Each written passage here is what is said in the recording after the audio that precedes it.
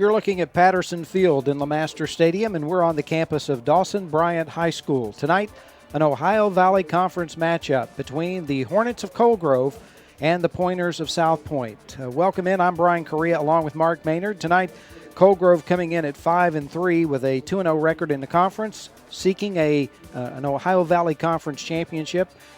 South Point, on the other hand, 2-6. They're looking for their first win in conference play, and they come in at 0-2. Rick Marcello, the coach of the Pointers, Dave Lucas, coach of the Hornets.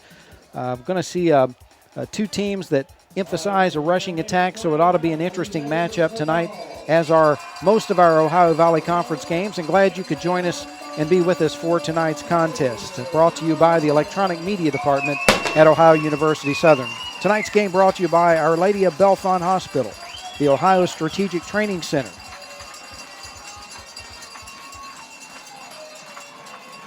Rack's Roast Beef Restaurants, Citizens Deposit Bank, the Ironton Tribune, and by Ohio University Southern's Electronic Media Department. Opening kickoff is just moments away. We'll be back here in just a moment. You're watching Ohio University Southern Sports.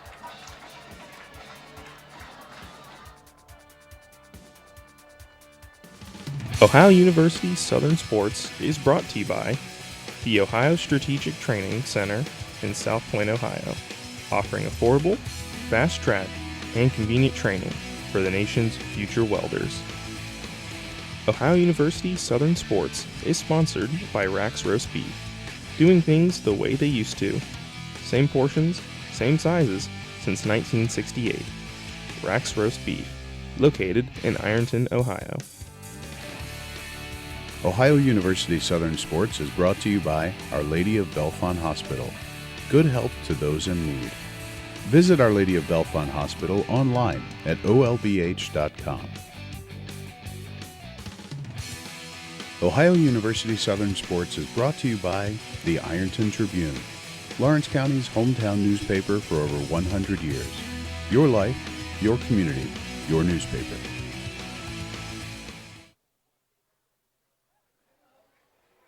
Dawson Bryant High School tonight, Coal Grove versus South Point. Kickoff just a few moments away. Brian Correa along with Mark Maynard. And Mark, tonight's game, a couple of interesting side notes here. We talk about South Point coming in here, losing their star quarterback, Gage Townsend, at the beginning of the season. Highly touted. A lot of colleges looking at him. Unfortunately went down with an ACL injury, and you see him there. Yeah, that's a tough thing for a team to overcome. You know, you plan your whole summer, you plan your whole winter on having this passing attack with this young man, and he has the ACL injury, and all plans change. And that's a tough thing on our coaching staff, tough thing for a team who, you know, they were dependent on him. And not that it's not his fault, but injuries do happen, and you have to adjust. And, you know, they've had a hard time adjusting to that, and that's understandable, really. A couple other players stepped up and kind of shouldering the load. James Leonard, number 5, number 32, Mason White.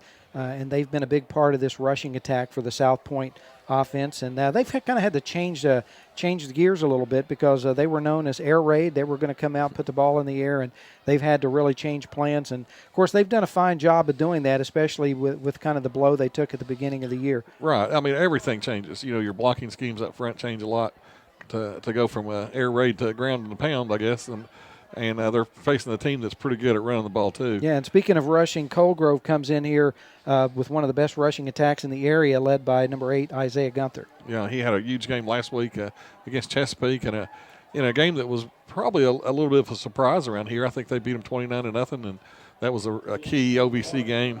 So, you know, Coal Grove wants to finish the string out, win tonight, win next week, take care of that OVC championship. South Point gets to maybe be the spoiler, and I know these teams are so close. You know, there's such a rivalry that, you know, you can't count them out. But I think South Point needs to come out here. They need to stop Coal Grove on this early series. Kickoff just moments away. You're watching Ohio University Southern Sports.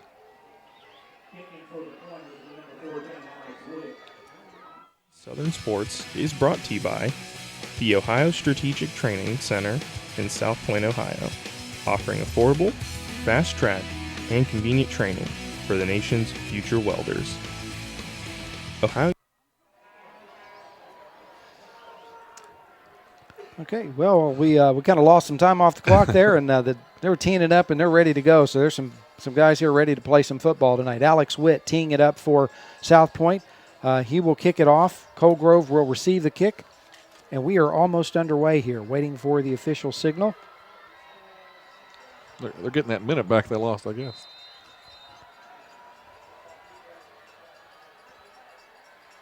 And we are underway. Gunther goes back, picks it up, makes a few moves, jukes forward, gets across the 20, and the Cole Grove Hornet offense will come on the field, led by quarterback Jesse Rigsby.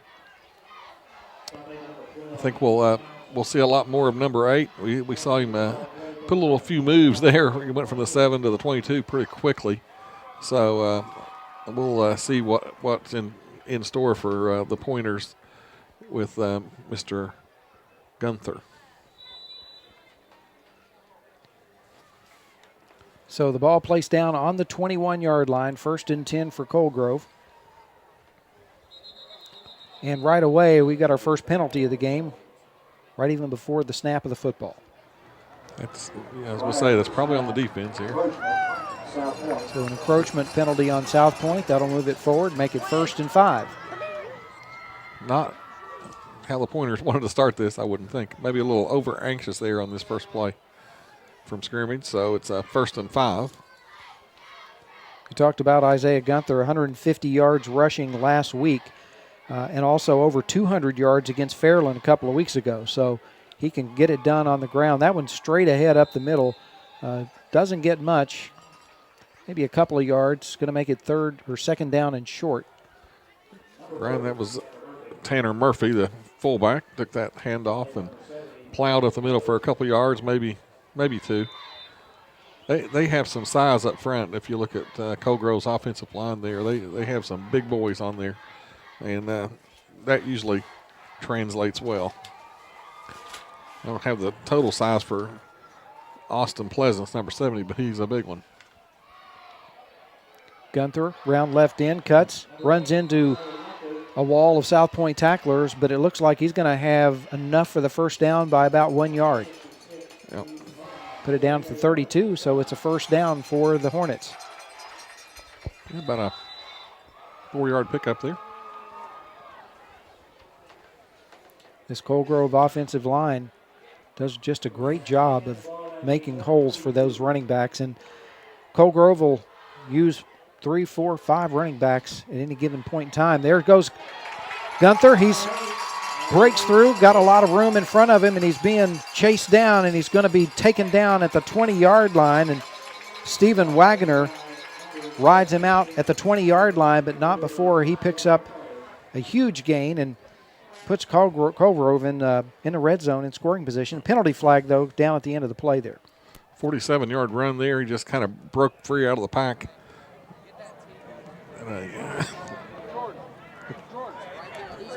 Oh, we got a face mask. Yeah, that's what he was kind of signaling there, but he's personal foul, face mask. Oh, on the offense. Don't see that too often, do you? So we'll back it up 15. Unusual call for sure. So the play happened on the far side of the field from where we are, so a little difficult to see, but apparently they call that on Gunther, and that's going to bring the ball back to the 36-yard line. But I guess, did he like straight arm him in the face? Maybe is that? I guess he must have grabbed, because if you don't collapse your fingers, they won't call that. 1st down, South Point, 36-yard line. Rigsby rolling out, dodges the tackler, now gets the ball complete out on the right flat to Tanner Dolan. Nice gain. About 16 yards on the pass and the catch. That's a good job by Rigsby back there to elude that rush. He actually, if he could have withstood it early, he had a guy wide open about the 10-yard line, or streaking toward that, but he found that underneath guy, and he picks up 17 yards, so not a bad gain there. So they're back in the red zone now. Here we go. See him rolling. He's left-handed quarterback rolling right. But a good pass rush there by South Point, but there's nobody to cover Mr. Dolan in the flat. So now we've got another penalty. I've seen the flags fly here, and That's 3 already. we're just a little over a minute into this game, and takes it all the way down to the 8-yard line, which will make it a 1st and goal. Roughing the passer is the call. So 1st down for the Hornets inside the 10.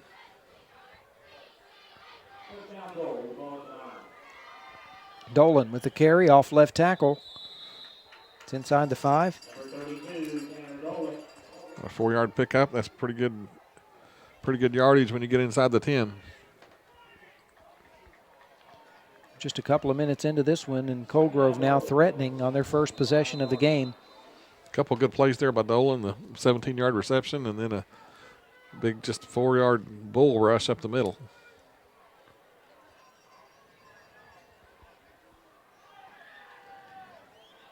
Straight up the middle. Yeah. He's in. Tanner Murphy takes it up the middle into the end zone for the Colgrove touchdown, and they complete a 79-yard drive to get on the scoreboard first. It didn't take long either, 2 minutes and 19 seconds. Of course, that 47-yard run by Gunther was really the key play of that drive. A couple penalties, as you said. They overcame that one, the face mask.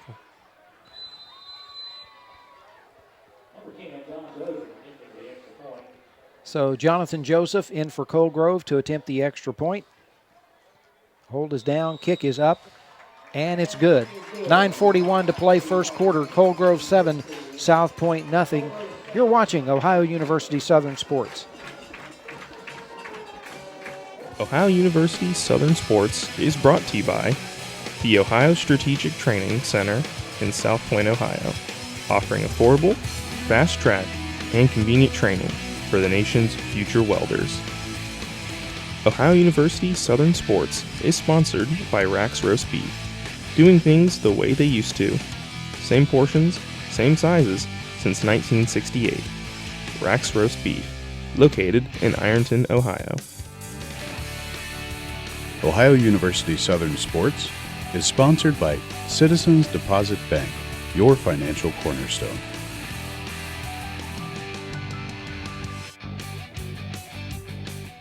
I'm going to graduate and I will have 0 student loan debts. Thanks to Ohio University's great rates, I've been able to pay for it as I go. If you want to spend your money wisely, Ohio University is the way to go.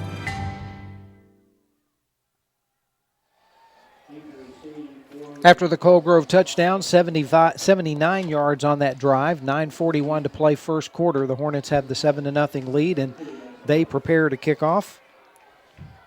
Stephen Wagoner back deep for the Pointers. Jonathan Joseph to kick off for Colgrove.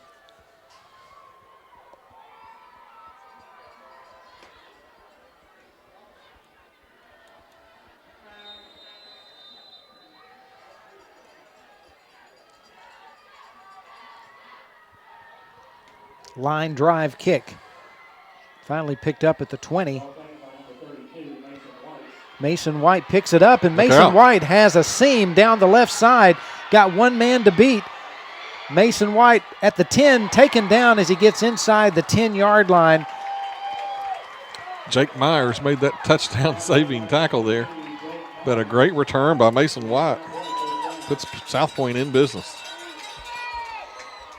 And that's exactly what the Pointers needed after that long drive by Colgrove. It's a big play, and they are now in great position here as they start their first possession of the ball game. They're on the... They quickly line up. Ball placed down at about the 8-yard line. Drew Adams, the South Point quarterback, and again, penalty flag. It's our 4th flag, and we haven't even played 3 minutes yet. Okay, here we're going to watch this kickoff again. There's a line drive, as you said, Brian, and he picks it up about the 19-yard line and gets that past this first wave here and shows some great speed right there. He just took off and outran Colgrove player after Colgrove player before Jake Myers finally makes a dive at his ankles and gets him down And he's at about the 8-yard line.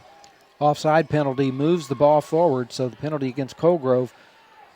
Drew Adams now takes it out in the flat. White catches, spins, and he's brought down just short of the goal line. Yeah, Devon Leonard made that catch out in the flat there. Gets to about the 1-yard line. Second and goal at the 1.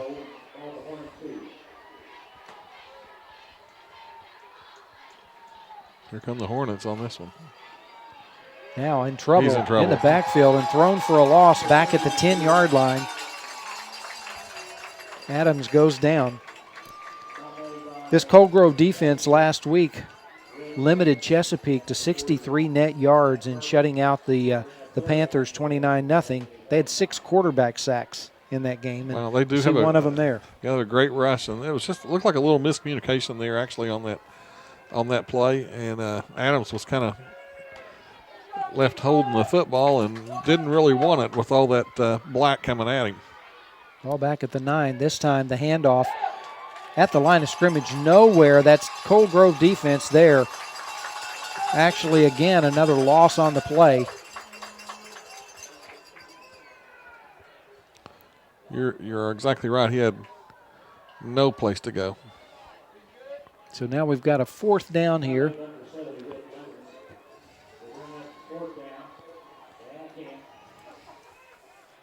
And it looks like they're going to attempt a field goal here. So Jordan Overstreet in to attempt the field goal.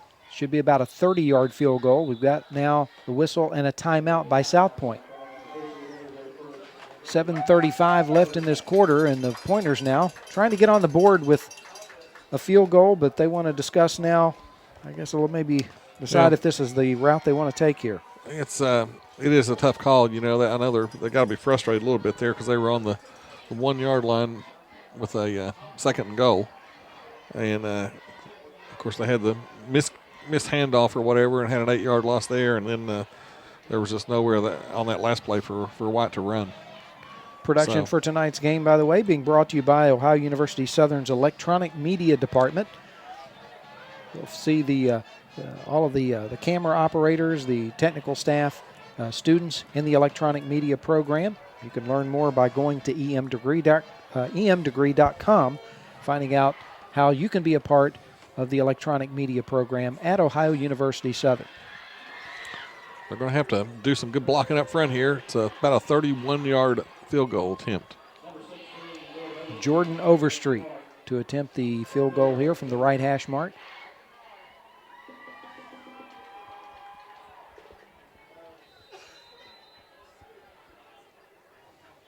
High snap, and he gets the kickoff. It's got enough height, and he's got it. Good kick. And had some room to spare on that one. So Overstreet gets South Point on the board. 7:30 to play first quarter now, and it's Colgrove 7 and South Point 3. I completely agree with the decision there, especially if you have a kicker that kicks as well as he does, obviously.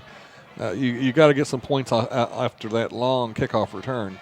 And I know Mr. White, who returned that kickoff, Mason White, it was probably frustrated that he got tripped up there, but to get nothing out of that would have been a disaster for South Point. So I think they made the right move in getting the points and take that and see what you can do defensively now. Does a good job getting the ball down too. It was a high snap, and yeah, he was able to get the ball down, put a nice hold, and people don't realize that that's a team of people working together. You know, you got that snapper that has to have a good snap, you have to have a good hold, and then you have to have a good kick, and it's all about timing and you don't get any good at that unless you practice it. So yeah, great job by whoever the holder was. I'm sorry we don't know his name, but great job of just having good hands right there. Alex Witt now kicking off for South Point. Gunther picks it up at his 10-yard line. Gunther finds a seam going down the right sideline. He might be gone. Gunther finally chased down, and once again, it's Stephen Wagoner. That's the second time he's chased Gunther down and saved a touchdown. The Hornets are in pretty good shape here, though. They're at about the 25-yard line. 64-yard kickoff return, and he fields it cleanly this time, picks up at the 11. He's going to make a quick move here and just show off that speed right there. And here he comes right at you. Down the sideline, and a good job of keeping him from taking it all the way. So the Hornets will have it at the South Point 25-yard line.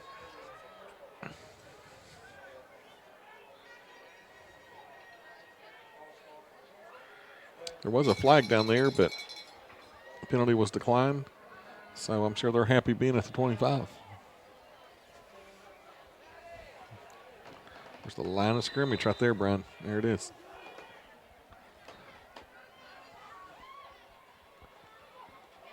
Gunther takes the handoff inside the 20. It's about 6 yards on that carry. It's 57 yards for Gunther already, plus that 64-yard kickoff return. Had 2 good kickoff returns already tonight. And we're not halfway through the first quarter. 6:52 remaining in this first quarter. 2nd and 4 for Cole Grove. Handoff again to Gunther. Off right tackle, has a first down as he gets across the 15-yard line.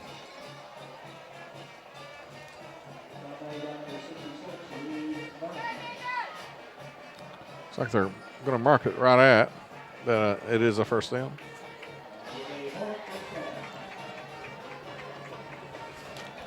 It's their 5th first down of the night. So the Hornets threatening once again on their second possession after that kickoff return by Isaiah Gunther. They now have a 1st and 10 at the South Point 15-yard line. Handoff back the other way, Sean Paulus.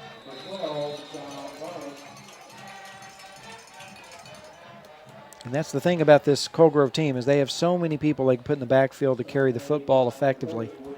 Yeah, they have a stable of runners there. That was a nice run, little misdirection play there. Official timeout here.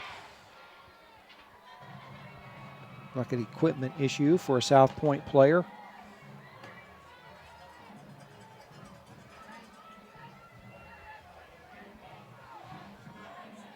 It was Jacob Dameron correcting the equipment malfunction.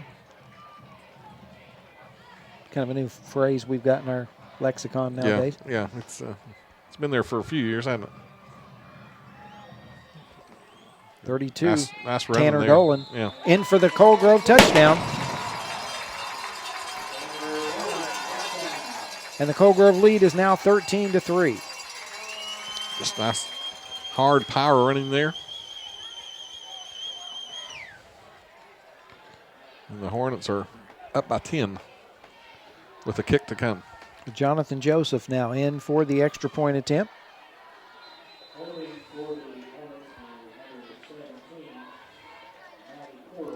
Matty Cordell is the holder. Snap, down, kick is up. Missed that one. And off to the left of the uprights. 5:51 to play now in the first quarter. Cole Grove scoring on their first 2 possessions. They lead at 13-3. We're gonna watch him plow into the end zone here again, Mr. Dolan, and pretty good move there actually. He was going off tackle there, and he cut back inside and drug a tackler with him.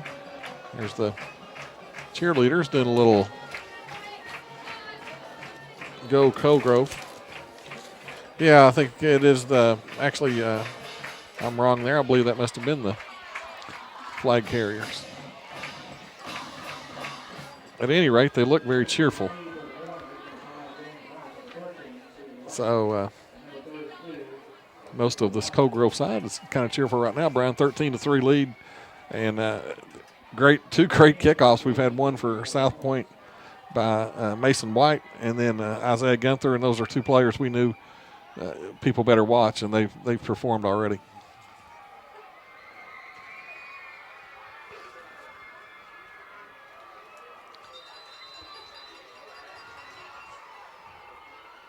Joseph set to kick off for Cole Grove. Again, squib kick taken at the 30-yard line. Ooh, and a hard hit. Wow. That's number 42, Matt Keeney, who picked up the football, and boy, He got slung got down. pounded as he tried to get a few yards there. But the Pointers now will have the ball first down at their own 36-yard line. 5:47 to play here in the first quarter.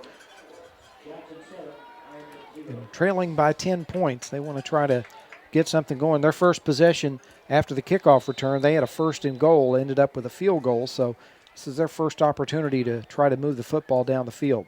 In a shotgun formation, handoff goes to Jacob Dameron off right tackle. That first drive netted -7 yards after that great kickoff return. They're in the no huddle, though. 2-yard gain, 2nd and 8.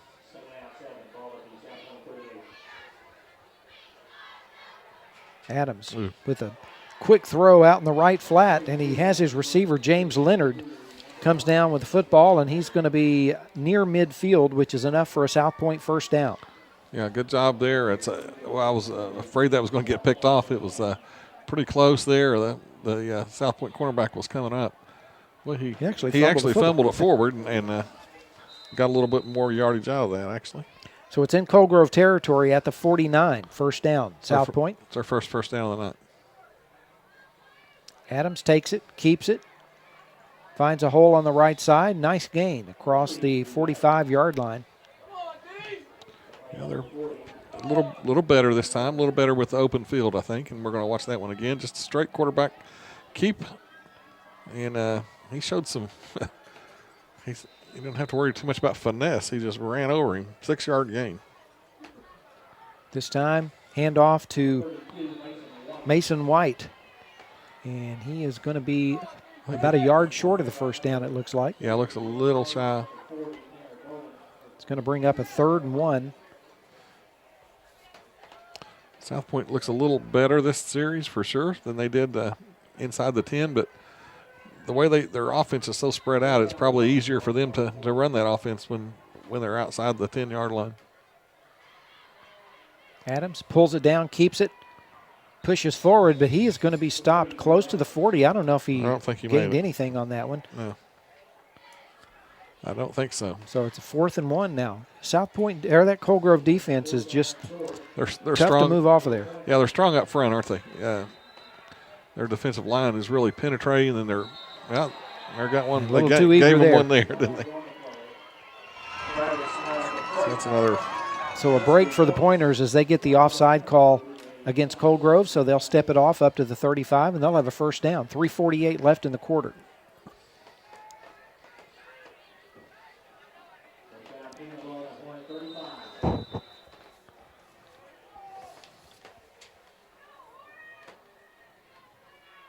Hand off to White. Penalty? Or no, I thought there was a penalty flag. I think that's just somebody's yellow shoes. It's kind of deceiving you, Brian. They shouldn't be allowed to wear yellow shoes, should they? I guess they can, though, since they're golden. And they wear every color shoe navy now. Yellow, pink, doesn't matter. So they give him a yard on that one. 2nd and 9. Adams now back in the pocket. Under heavy rush. Doesn't have anywhere to go with, and he's going to be sacked back at the 41. Heavy rush there by Colegrove, and he's slow getting up. Good job by their secondary, too. Brendan Meadows there on the tackle, too. Everybody was covered up.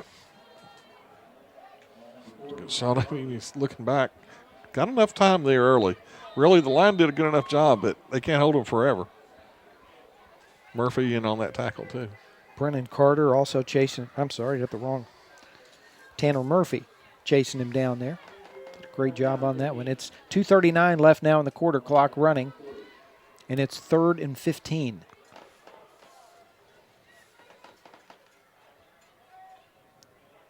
It's the 2nd sack of the night for Colegrove's defense. Quick throw out on the left flat, intended for Dwayne Ford. Incomplete, so clock stops at 2:24. There's that ball coming right at you there. There's your yellow shoed flag carrier. So 4th down now and 15. And the Pointers get in punt formation. James Leonard back to punt for South Point. High snap, and he gets it off. Pretty good kick, pretty high kick, and it's going to take a roll and can't quite get to it as it goes into the end zone for a touchback. So with 2:17 to go here in the first quarter, Colgrove will take over. I think we're on the 20 for that's their 3rd possession of the quarter. You can keep up with all the events happening in the Tri-State. Tune in each night at 7 p.m. on OKTV, Channel 25, to Horizons. And your host, Shelley Betts, and upcoming guest will be Joanna King of the Red Cross. And you can learn about all the things that are happening with the Red Cross. That's Horizons, weeknights at 7 p.m. on OKTV, a presentation of the Electronic Media Department at Ohio University Southern. Handoff to Gunther. There's another good run by Gunther. Gunther now still pushing forward, and finally he's brought down as he gets to the 45-yard line. It's a 25-yard pickup. And that is the 6th first down. Here he goes, coming right at you.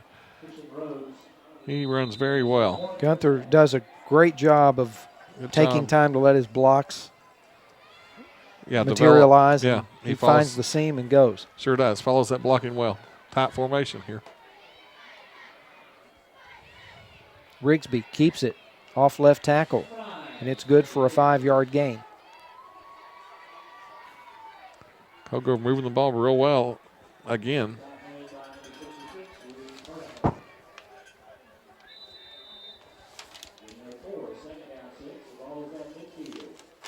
Ball sitting at midfield right now as we have about a minute and a half to go here in the opening quarter.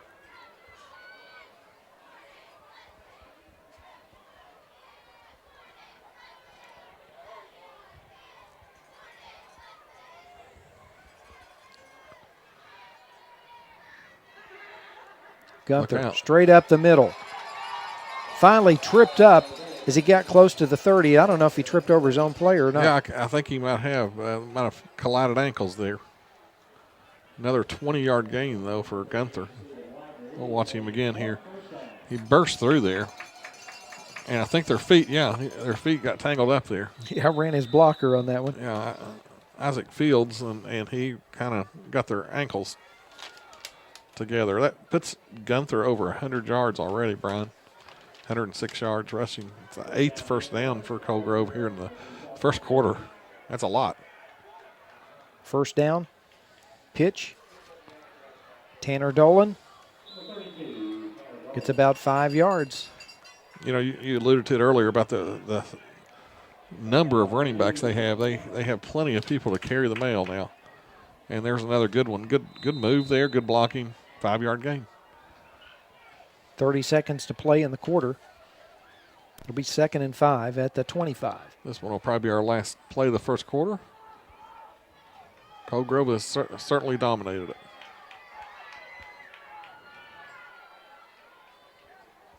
Dolan with the carry again, and he's going to get a few more yards. It's going to bring up a 3rd and short, but it's going to also bring us to the end of the first quarter. And after quarter number 1, Colgrove leads South Point by a score of 13-3. You're watching Ohio University Southern Sports.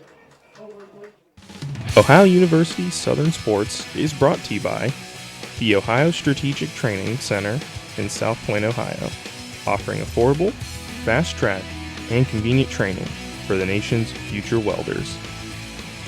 Ohio University Southern Sports is sponsored by Rax Roast Beef, doing things the way they used to. Same portions, same sizes since 1968. Rax Roast Beef, located in Ironton, Ohio. Ohio University Southern Sports is brought to you by Our Lady of Bellefonte Hospital. Good help to those in need. Visit Our Lady of Bellefonte Hospital online at olbh.com. Ohio University Southern Sports is brought to you by the Ironton Tribune, Lawrence County's hometown newspaper for over 100 years. Your life, your community, your newspaper.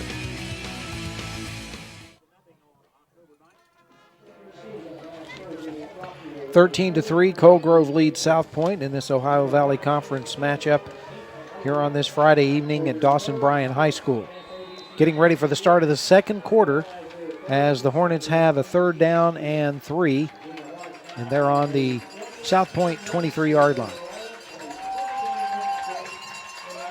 Isaiah Gunther with the handoff, pushing forward, going to be very close to the first down. I believe he's got it easily. Takes it up to about the 18-yard line, so that'll move the chains. And again, another Coal Grove first down.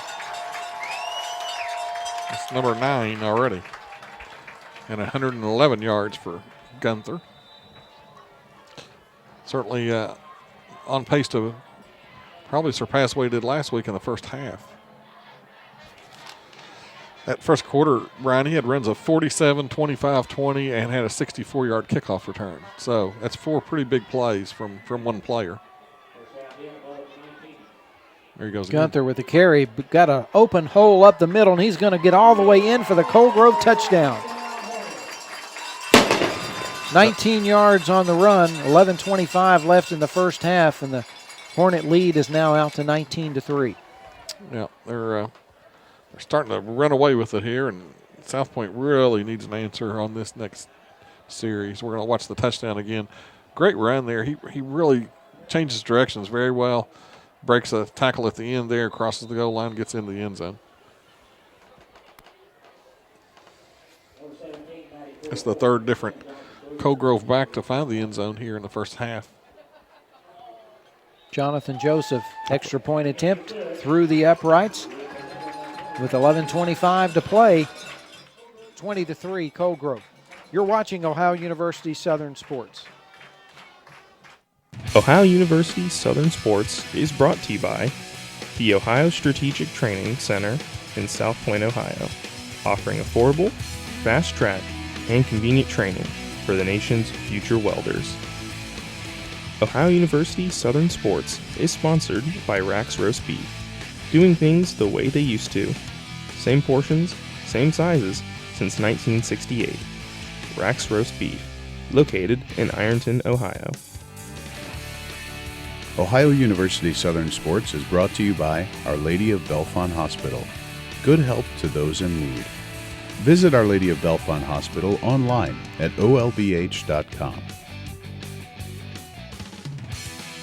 Ohio University Southern Sports is brought to you by the Ironton Tribune, Lawrence County's hometown newspaper for over 100 years. Your life, your community, your newspaper. 20-3 Coal Grove. 11:25 left until halftime. And after the touchdown run by Isaiah Gunther, the Hornets now set to kick off. Jonathan Joseph with the kickoff. Squib kick taken up short. It's Matt Keeney. Takes it back across the 40-yard line. Pretty good field position as South Point starts 1st and 10. Yeah, and like I say, South Point needs an answer. They really moved the ball pretty well in that last series. They got a couple first downs and just kind of had a sack. I guess it's the second sack of the night for Coal Grove's defense, and their defensive line is really playing well. And they've been sending some linebackers and putting a few people in the box there. Jacob Dameron in motion. Drew Adams now out in the flat, has his receiver Wagner. Really has nowhere to run. He's surrounded by Coal Grove defenders, and that play had a lot of activity but ended up being no gain. Yeah, he ran a country mile there. I think he actually lost a yard there. But he ended up losing yardage. Exactly, that's what I was getting ready to say. Defended well. The Coal Grove defenders closed in on him really quickly and ended up resulting in a 1-yard loss. Yeah, I don't think they fooled anybody on that one. Just a 3-man front for Coal Grove.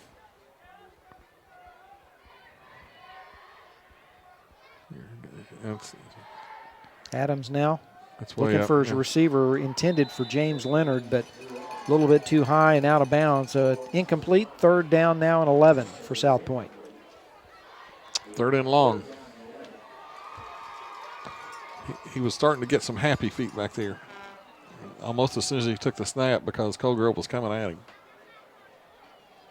South Point quickly lines up now without a huddle. 2 receivers to the left, 1 to the right, and looks like we're going to have an offside penalty against Colgrove here. That's twice that has happened.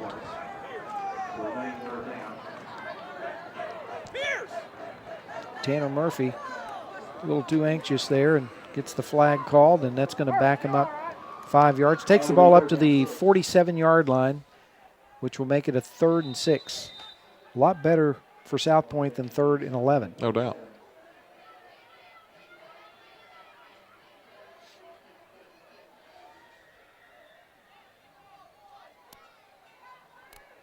There's a lot going on out there, Brian. We just don't know what it is.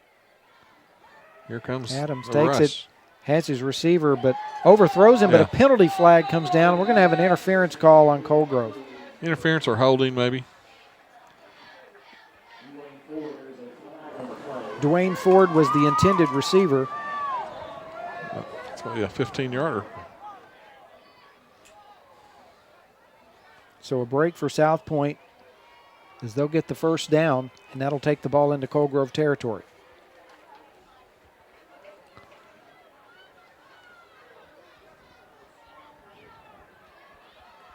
So on the 38-yard line.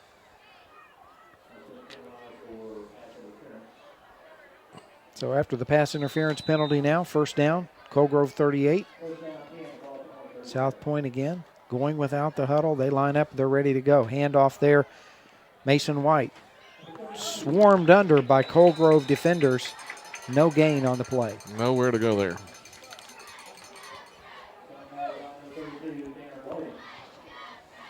South Point has just had a difficult time running the football here against this front of Colgrove.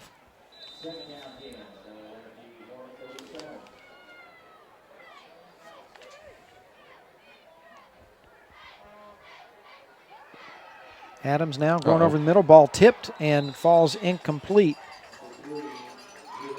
Somebody got in and got a hand on the football, which... That rush has been fierce tonight. That'll make it 3rd down and 10 here. Probably they're lucky that wasn't picked. Usually, ball gets tipped like that and flipped up in the air. It seems like it always ends up in the hands of the defenders, but that one actually fell to the ground harmlessly, but still a 3rd and long. Adams has his receiver, Leonard. He's hit as he crosses the 30, and he's going to have enough, though, for a first down as they mark it down at the 26-yard line. So good pass there from Adams to Leonard, and the chains move for the Pointers. Yeah, good job. We'll watch that again. Good throw, good catch, and he gets the first down. 12-yard pickup. Make it the 25-yard line. 9:38 to play until halftime. South Point's 4th first down of the night. They've moved it a little bit. Trying to stay in this game. And they could really use a score here.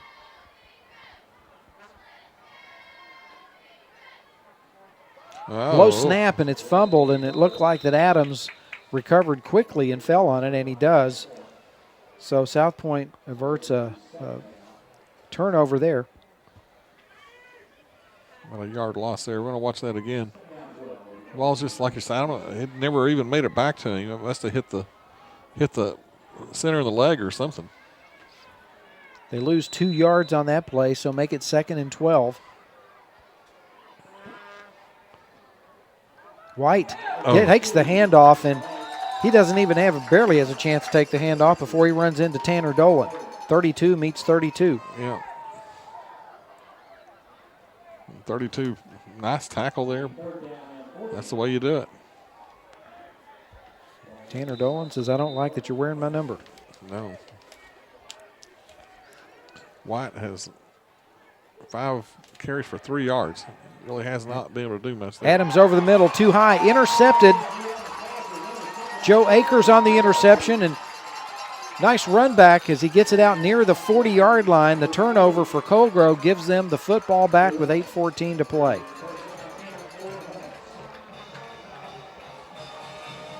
Good pick there. The ball just kind of sailed on him here a little bit. And a nice job jumping up in the air and catching that. And pretty good job of getting the blocking in front of him. And a nice tackle here at the end, though, by the quarterback, who was none too happy that he threw that pick, I guess. So Joe Akers on the interception, takes it back to the 39-yard line. Now it's 8:14 to play, second quarter, and the Hornets have the football back, leading 20-3. Watch for number 8. It's had several big plays already. Rigsby now looking downfield, winds up, fires. Oh, wow. And he's got his receiver caught down there by Sean Paulus. Nice job by Sean Paulus getting behind everybody. Good job by Rigsby, too. The lefty just took that thing out and let it fly. Here we go. Good job, good pump fake, and then throws it way up in the air. Really, he had 2 receivers down there, and either one of them could have caught it. And Paulus makes the catch, and they're on the 13-yard line. That's a 48-yard gain. So Colgrove not only getting it done on the ground, but showing some finesse and moving the football through the air, and they have a first down as we head inside 8 minutes in the half. Rigsby now rolling, fires it to the end zone, and it's caught for the touchdown, Isaac Fields. Yeah, nice pass, nice catch.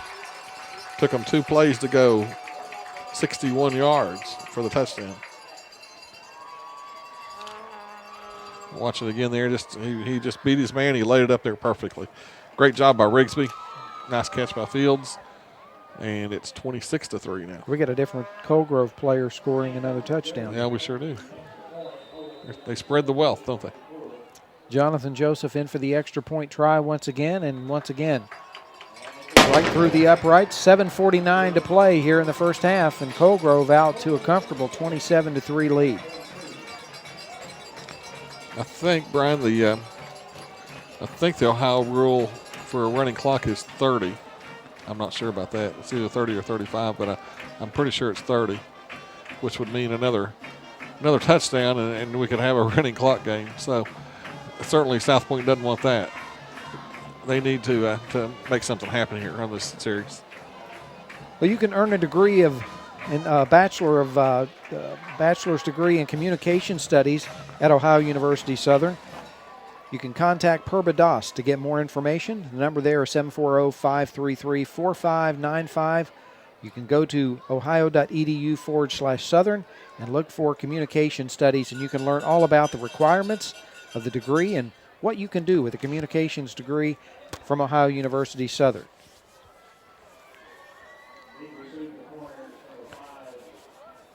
So almost halfway through the second quarter now, and Colgrove just firmly in control of this game, looking for their 3rd consecutive OVC win. And Joseph set to kick off once again. This may actually clinch it for them tonight because they beat Chesapeake, who was second. So if it was head-to-head, they would win that tiebreak. Once again, a line drive kick. It was taken there by William Borders. He gets the ball back out to about the 30-yard line, just short of the 30.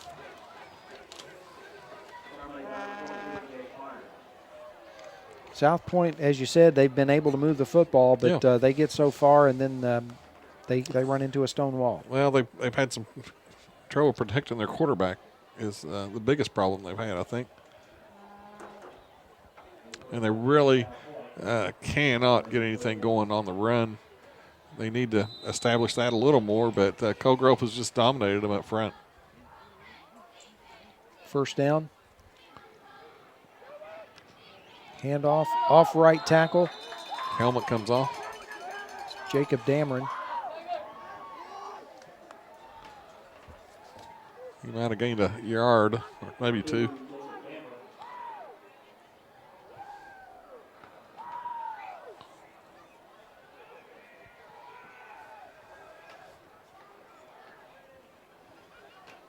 Second and 10, no gain. Maybe give him a half a yard on that one.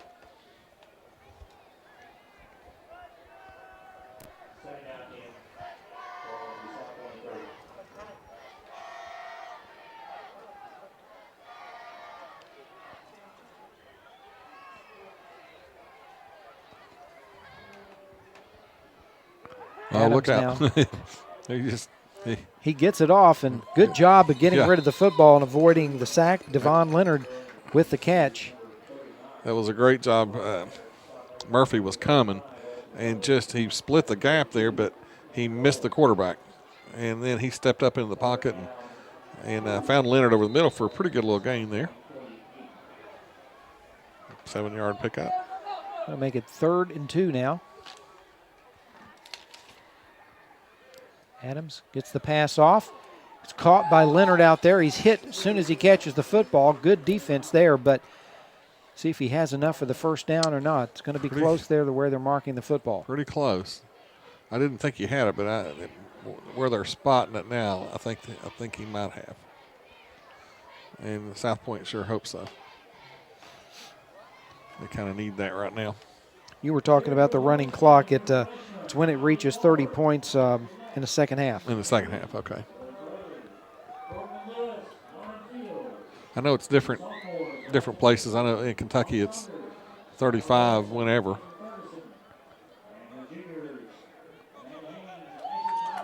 And I thought it was 30 over here, but it is second half. So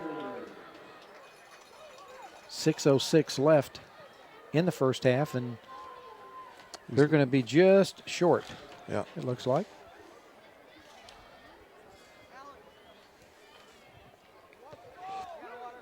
And it's 4th down.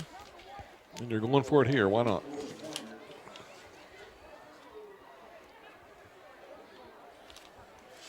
So 4th down, less than a yard to go.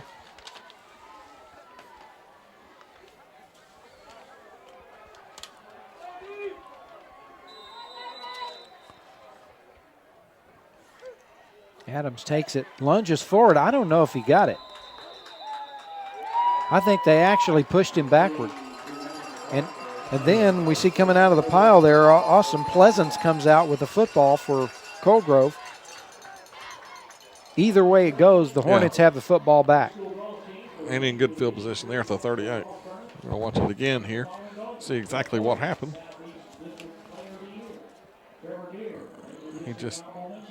It's hard to see the fumble in there, but the players obviously. And I don't think he would have gotten the first down even if he had the football. He wouldn't. Push was going backward, so Colgrove holds. They get the football back, 5:46 to play, and they have it first down at the South Point 38.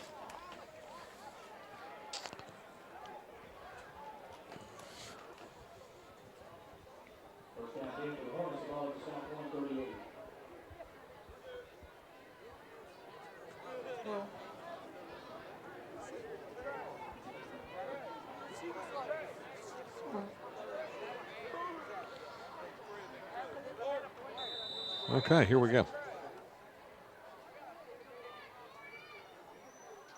And we've got an offside here by South Point.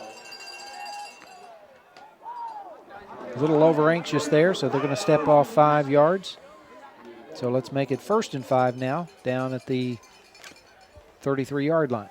Certainly don't want to make it any easier for this Colgrove offense, but that's just what they did there.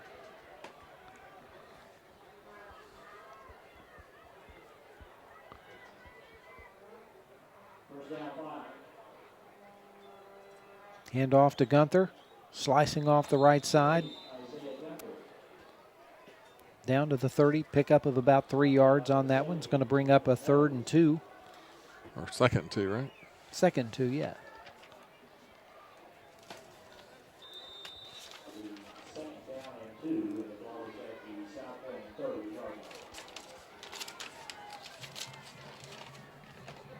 $132 yards for Gunther here in the first half. He has made some big plays. Approaching the 5-minute mark in the first half. Interesting play there because Tanner Dolan took the snap in the backfield, hands it off to Gunther. Actually handed it in off to Rigsby, I believe, wasn't it? No, I think Rigsby was out, I think. He handed it off to Gunther. It was Gunther, okay. It was Gunther, yeah. 20-yard pickup there for Gunther. So it puts the ball at the 10, 1st and goal now for Colgrove. We're still in that unusual formation there. Again, Dolan takes it, hands it off on the right side there to Rutherford. Daniel Rutherford takes it. Didn't do much that time, did it? So interesting little twist in the offense there by the Hornets. Nice. We'll have some fun.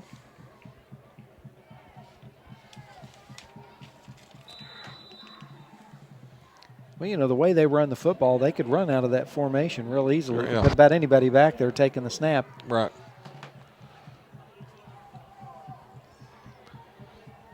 They have a wealth of running backs, a wealth of skill players. They get no gain out of that once again. Tanner Dolan, shotgun, takes it, hands it off. Gunther. Nowhere that time. He was smelling the end zone, but got tripped up as he tried to go around left end, and we've got a penalty flag, a holding call against Colgrove. So they already have a 4-yard loss. I don't know what they're going to want to do here. You want to give them 2 downs. I guess back there at that point, though, you need the yards more, don't you? That's going to step it off all the way back to the 25. It's actually ends up a 15-yard penalty. We're going to watch that again. Just a quick flip there to Gunther, and there's the hold, number 60, I think. Trying to get that crackback block and free Mr. Gunther for another big gain, but didn't happen that time. But second down. 3:55 remaining until halftime. Rigsby taking the snap now. Keeps it. Uh-oh. Ball fumbled, loose.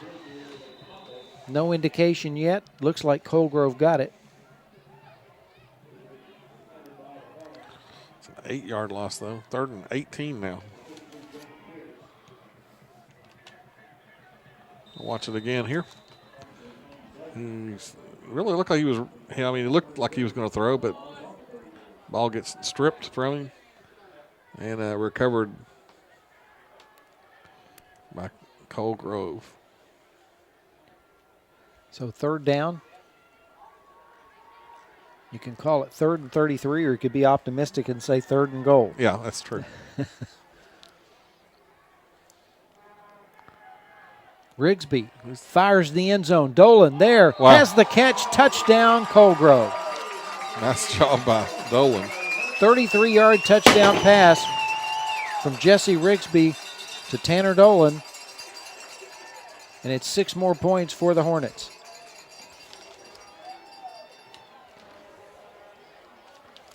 I'll watch that one again. Just a one-on-one coverage over there on the left, and Dolan just out-fought him for the ball. So once again, Jonathan Joseph in for the extra point. He's been busy tonight. Fires it through. 3:14 to play. Second quarter, Colgrove now leading at 34-3.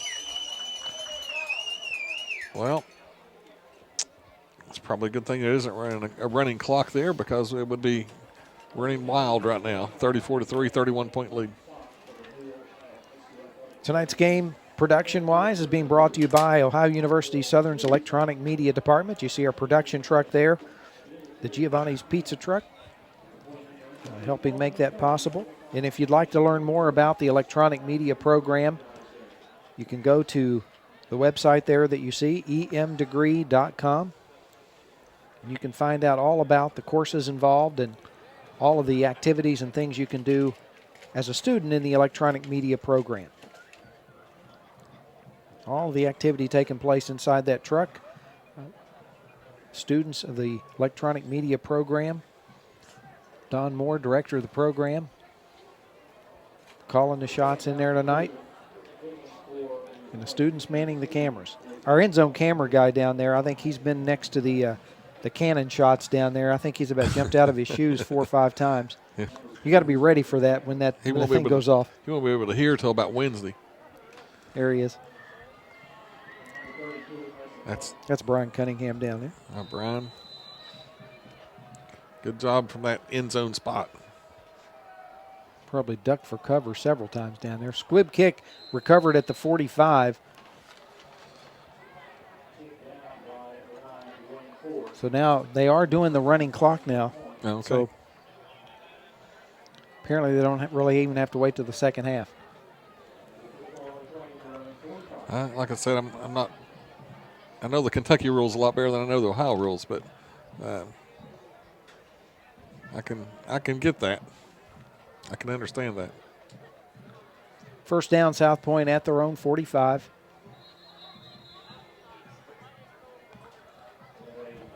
And we got a timeout by South Point. That's their second timeout of the half.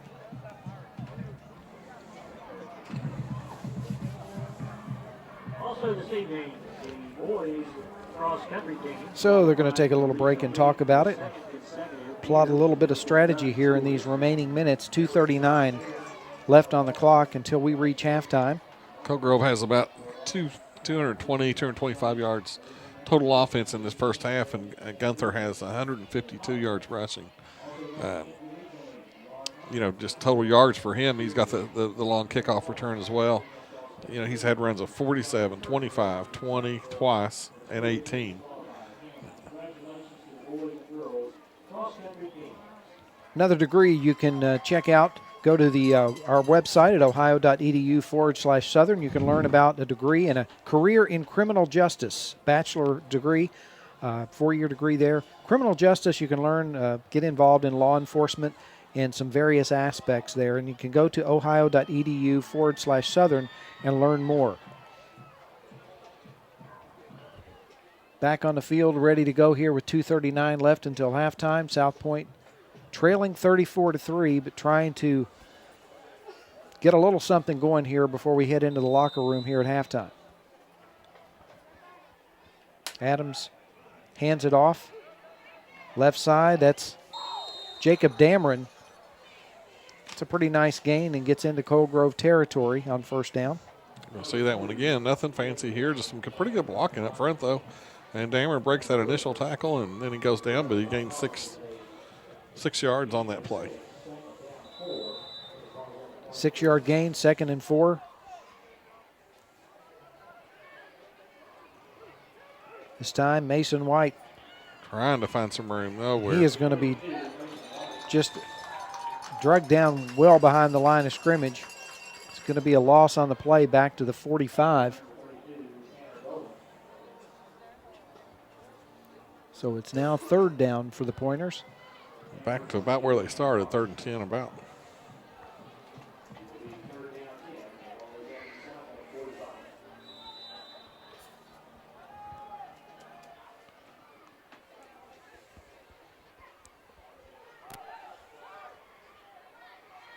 Clock running with 1:28 to play.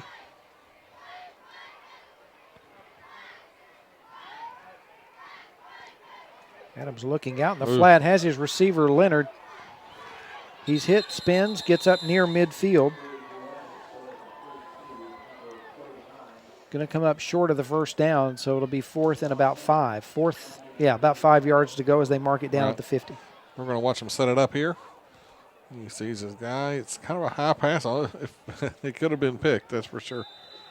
But it wasn't. 4-yard gain, so it's 4th and 6. And they're going to punt it away. So they stopped the clock. I don't know if somebody called a timeout. What actually happened here? Not got really a signal. I think the referee was pointing to the clock operator to do something, but I'm not sure what. It's not be a running clock.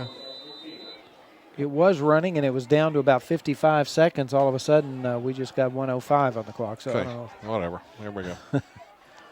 Now it's running. Kick bounces, and Gunther comes up to field it and runs into one of the South Point players, and a penalty flag comes down, and I guess we're going to have an interference call there on South Point. Yeah, they didn't give him enough room to catch that. So it's going to be 15 yards. Interference being called.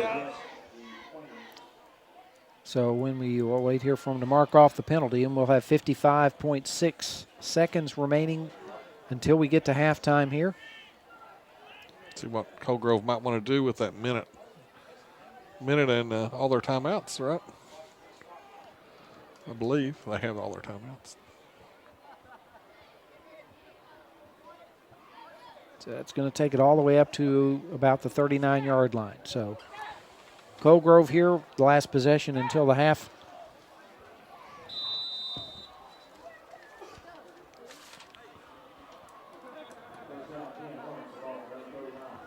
So far, every possession has resulted in a touchdown. But they don't have much time on this one. But they haven't needed a whole lot of time. And I don't know that they're lined up in an I formation, but I don't think they're really going to do anything too fancy here. They give it to Gunther, and he almost breaks a tackle, but you don't have to do anything too fancy with him. Gets about a 6-yard gain out of it. And I would say that's what we're going to see here as we wind down the first half. And Coal Grove lining it up and might run one more. Running it into the line of scrimmage here. 30 seconds remaining. They got a big lineman lined up right behind the quarterback. Rigsby keeps it. No gain on the play.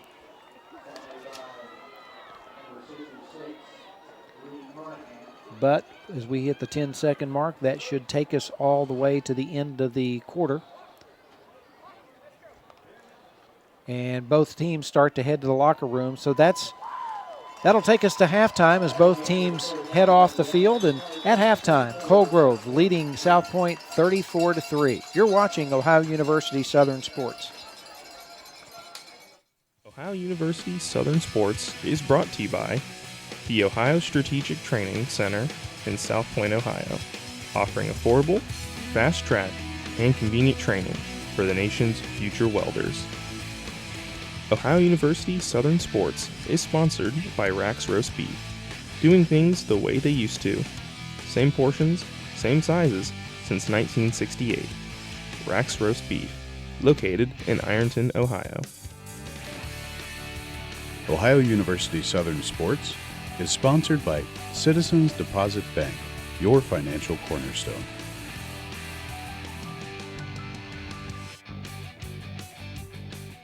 I'm going to graduate and I will have 0 student loan debts. Thanks to Ohio University's great rates, I've been able to pay for it as I go. If you want to spend your money wisely, Ohio University is the way to go.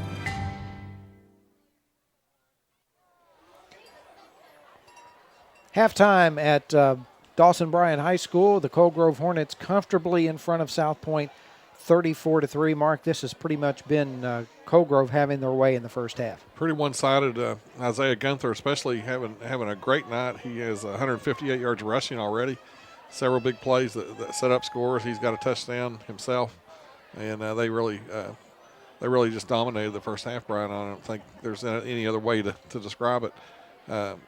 Coal Grove or South Point did get a break there on the long kickoff return, but after the first Coal Grove touchdown, but they were able to get a field goal out of it, and that's it. And that's been their only points. Coal Grove scored on every possession, but that last one, and I'm not sure we can count it because there was only about a minute to go. They really didn't try to score. I mean, they ran a couple plays, but it's certainly been a one-sided game as we kind of expected. Really, South Point has been reeling all year, probably from their loss of their quarterback, and you can't use that excuse all year, I guess, but it did have an impact on their season. I don't think there's any question.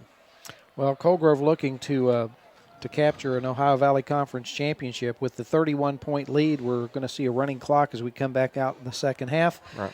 And by the way, the electronic media program has recently celebrated a 20th anniversary, and you're going to get to find out a little bit more about that just ahead. So stay with us. You're watching Ohio University Southern Sports.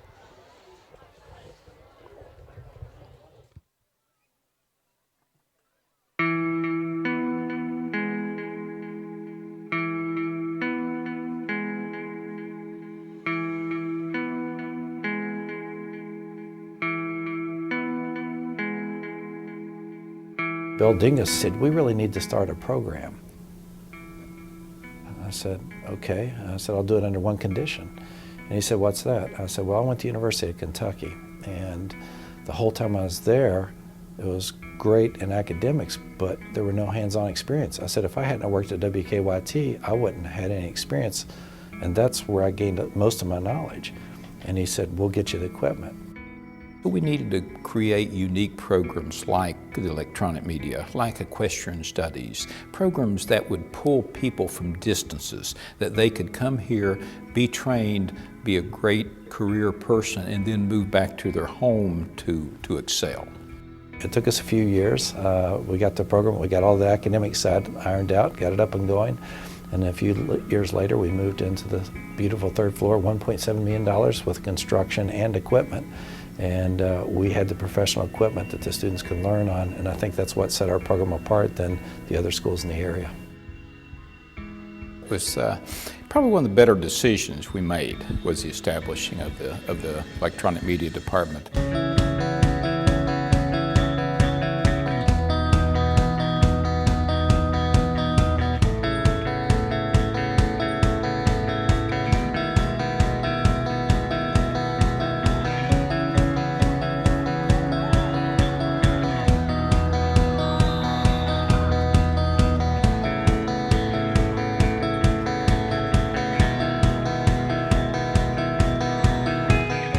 You have access to great professors, great professionals, projects, and the technical support of actual gear that you have. So there's really no barriers there. You can go as far as you want to go and expand as much as you want to. That's what makes the program great. You just can't beat that. You get real world experience, and straight out of the gate, you're set up better than anybody else that's competing for the same job as you. It was, hey Mike, hey Mary, here's a camera, let's learn how to use it. And we're not looking at a book, you're looking at a physical camera, and it's $20,000, $30,000, $40,000, however much it costs. At the time I was there, we were covering news stories and things like that, so they were gaining some real world experience of what is actually out there. But behind the hands-on part is good, solid theory. And I think that's one of the advantages that our staff brings to the table is our real-world experience in the business world. Everything I was doing through school directly helped me while I was here at the station. And it also helped me because they were pushing you and you were learning new things. So that helped me with the drive at my current job and my continuing career. You got your hands on the equipment almost day one. You got to know everything there was to know about what this business entails from day one. We went live every Thursday evening with a half-hour newscast. We rolled in PSAs for our breaks and the whole 9 yards, and it was a full-fledged production with credits and graphics and the whole 9 yards. I, along with other students that were in the program and other friends that I had outside of the program, used that equipment, used that space, and used that time to create a television show that ended up being syndicated and actually playing around the world, getting emails from teenagers watching in Zambia. When we had national debates, when a particular congressman was in a major debate with a lieutenant governor, CNN asked the electronic media, would you be willing to do the feed to the nation? We were the first in the area to broadcast live streaming a major event from the Tri-State, and that was the Ashland Christmas Parade. We teamed up with WSAZ, the Ashland Daily Independent, and Time Warner Cable. We all got together, and we were the first one to stream the parade live. We had people all over the world watching, and we were able to bring those people back home to Ashland for Christmas. Electronic media does get the word out of things that are happening in our community, and it keeps people involved and watching. What they do by getting those students out and involved in organizations like Summer Motion is seeing that those kids start to understand giving back to the community. When you tell a story, there's a beginning, there's a middle part, and there's an ending. And I kind of believe that we're giving the students the beginning of their story here. It's important for us that when we have a student and we send that student out of here, that there's a certain standard that an employer knows that if you've completed the program at Ohio University Southern, we know that you're going to be able to do certain things. And we don't have to train you from certain basics. We know that you're going to be ready. One of the things that I can say the electronic media program has going for it as a whole is there is no fear in giving a freshman walking in the door the ability to put their hands on a camera or a brand new audio board or an editing system. You're just, here it is. It's brand new. Let's show you how to use it so that you're educated and you know what you're doing when you walk out the doors. 3 months into the electronic media program, and I already had the job that I was going to keep. Right now it's looking like for the rest of my life, which is no problem because I love it here.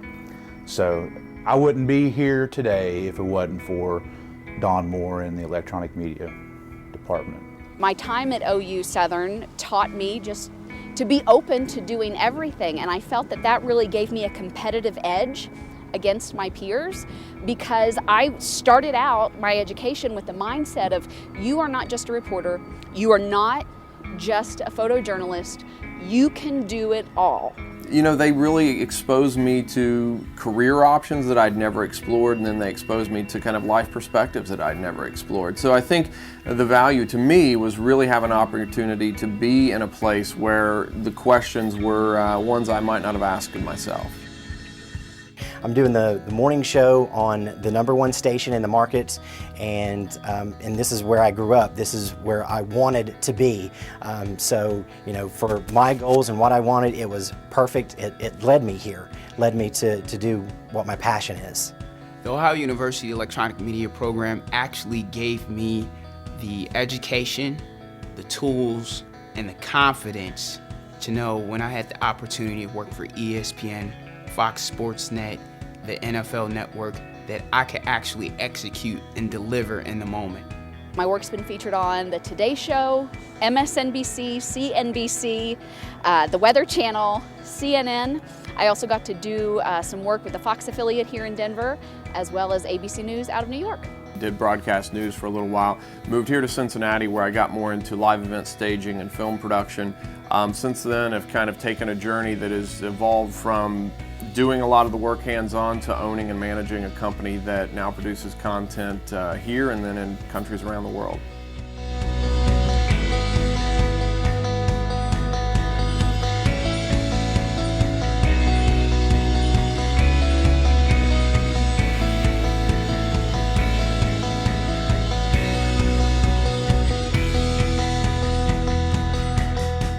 We're giving the students the beginning of their story here. And they're going to tell the rest of the story, and hopefully that's what we teach them, is how to tell stories.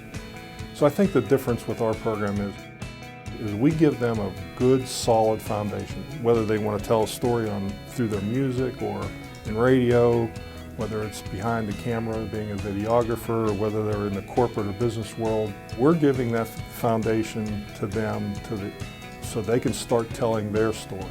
Being an Appalachian, telling stories is part of my just blood, and so this was a way that I could tell stories visually and verbally. At a very young age, at about 18, 19, I found that passion and I could just go for it. So you can do whatever you want to do, and the only limits that you have are the limits you place on yourself. This program actually gives people an opportunity to realize their dreams.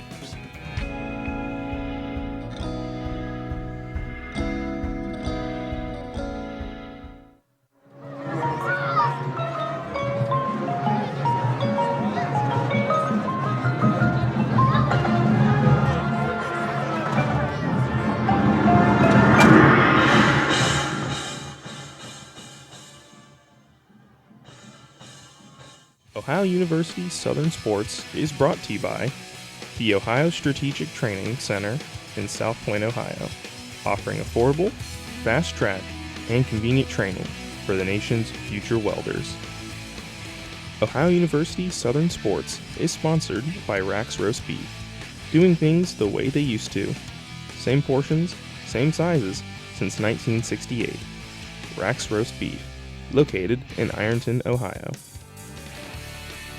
Ohio University Southern Sports is brought to you by Our Lady of Bellefonte Hospital. Good help to those in need. Visit Our Lady of Bellefonte Hospital online at olbh.com. Ohio University Southern Sports is brought to you by the Ironton Tribune, Lawrence County's hometown newspaper for over 100 years. Your life, your community, your newspaper.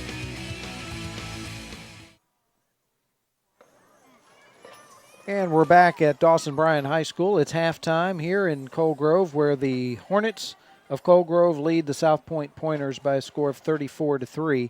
And just leaving the field, the South Point High School band, and getting ready to come on and do their halftime set, the marching band of Coal Grove High School. Mark, first half, Again, we said that this was completely dominated by Colgrove, but a big first half for Isaiah Gunther. Gunther, yeah, in particular, Gunther had a great half. He had 158 yards rushing, had a 64-yard kickoff return, and he really put things in motion, I think, for Colgrove when he went 47 yards on his second carry of the night. Colgrove has outgained South Point 289 to 33, and South Point has minus 2 yards rushing. And if you're in the negative there, you are down big, and that's exactly what we're looking at here. We're looking at a 31-point halftime deficit. South Point will get the second half kickoff, and they really need to score for a lot of reasons. One, just for their own confidence, but for another, the clock runs from the time the kickoff starts until they can get it under 30, if they can get it under 30. So, if I'm coaching over there, I think that's what I'm kind of shooting for right now. They're not going to win this game. I mean, that's pretty obvious. I think Colgrove would be, Colgrove would be 3-0 in the conference, and with the worst record being that they could be would be 3-1 if Rock Hill would beat them next week, which is probably unlikely. But even with that, I think they would at least share the OVC championship, with a win tonight. So they can pop the Diet Cokes and celebrate an OVC championship pretty much. But I think we'll see a lot of new faces here in the second half, Brian. I would think he'll stick with regulars for the first series, and maybe after that, start putting some other people in. Colgrove's defense was very good. They had several negative yardage plays, and I think we're going to see one here. There's a tipped ball, not tipped, overthrow, and an interception that set up one of Colgrove's scores. And nice run back there, and a good tackle by the quarterback, who was very frustrated. He was sacked 4 times in the first half. He threw that one interception. That's been the only turnover in the game, was that interception by Adams. He was 6 for 10 for 35 yards passing, but he was running for his life most of the first half. So, but he did a good job considering the rush that Colgrove's defense was putting on him. Their defense has probably been more impressive than their offense, and their offense hadn't hardly been stopped all night. So, pretty complete effort by the Hornets. Yeah, defensively they had 6 total sacks last week against Chesapeake, and of course, like you said, they had the 4 so far here in the first half. So they've been pretty dominant on defense as well. They have, and Mason White was a guy we kind of looked at for South Point before the game, and obviously very good player. He had the 80-some yard kickoff return that almost went for a touchdown, and he ended up with 3 yards rushing on 5 carries in the first half. So that tells you a lot right there. You think about that. I think about that first half. The Jake Myers, I think, made the tackle on White, and it paid off because they didn't get it in the end zone. They ended up getting a field goal, but they didn't get it in the end zone. So never give up, and that's what he did, and he was able to clip his ankles together and trip him up there on that kickoff return.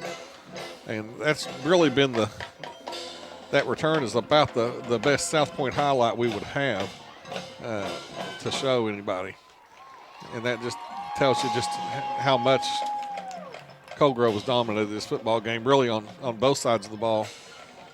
And, big credit to their offensive line as well.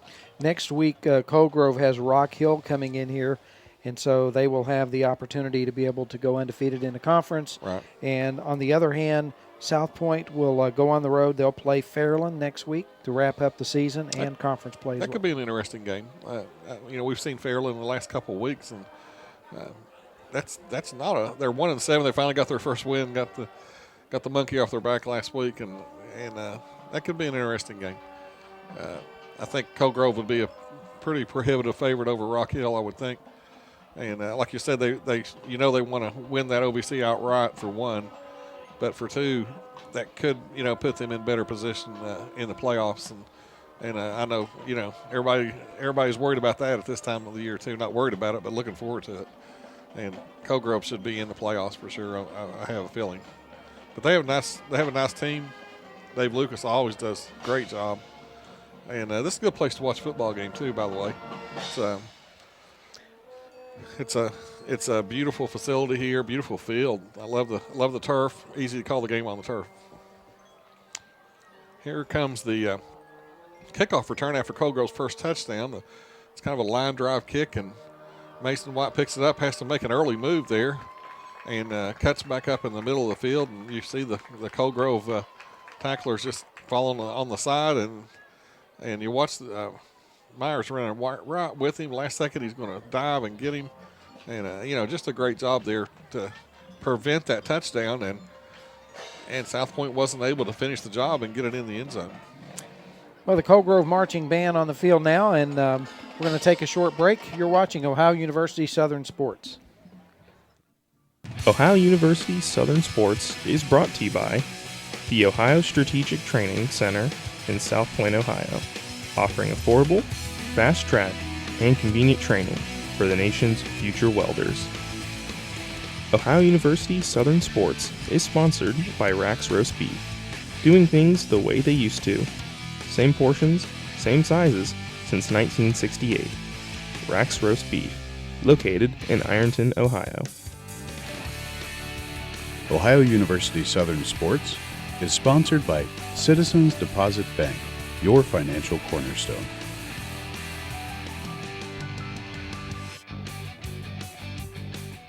I'm going to graduate and I will have 0 student loan debts. Thanks to Ohio University's great rates, I've been able to pay for it as I go. If you want to spend your money wisely, Ohio University is the way to go. And we're back at Dawson Bryan High School, and we're going to listen to a little bit of the Colgrove High School Marching Band.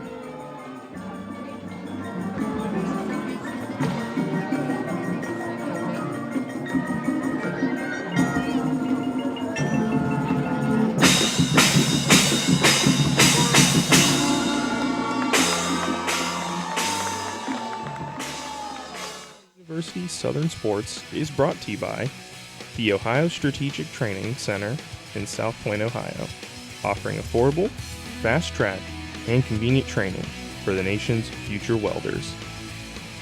Ohio University Southern Sports is sponsored by Rax Roast Beef, doing things the way they used to. Same portions, same sizes since 1968. Rax Roast Beef, located in Ironton, Ohio. Ohio University Southern Sports is brought to you by Our Lady of Bellefonte Hospital. Good help to those in need. Visit Our Lady of Bellefonte Hospital online at olbh.com. Ohio University Southern Sports is brought to you by the Ironton Tribune, Lawrence County's hometown newspaper for over 100 years. Your life, your community, your newspaper.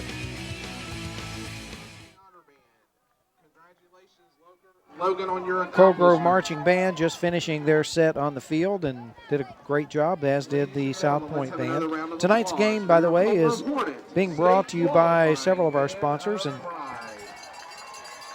they are Our Lady of Bellefonte Hospital,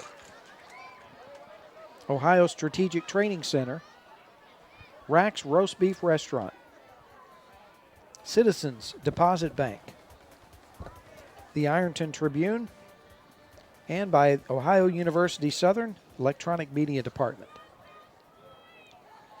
Both teams back on the field going through their warm-ups, and we're just moments away from the second half kickoff. And one of the ceremonies that getting ready to take place down on the field here at halftime, and recognizing a young man for an outstanding achievement.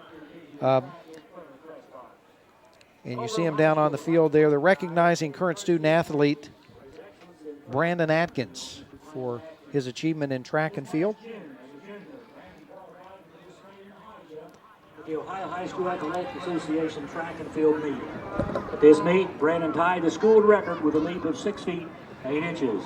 This jump also earned Brandon the distinction of being crowned the 2014 Division III High Jump State Champion.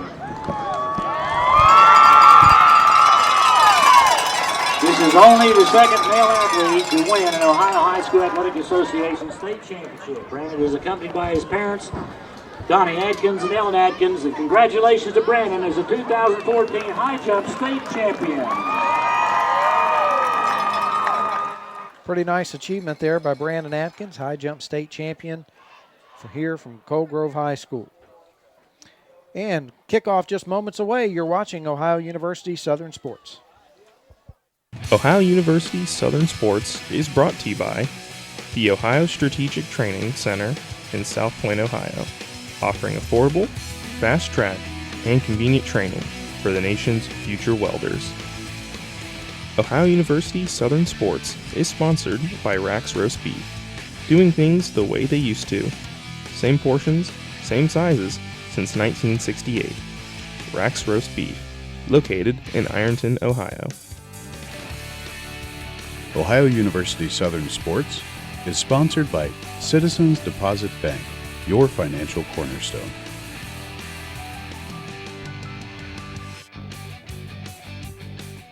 I'm going to graduate and I will have 0 student loan debts. Thanks to Ohio University's great rates, I've been able to pay for it as I go. If you want to spend your money wisely, Ohio University is the way to go.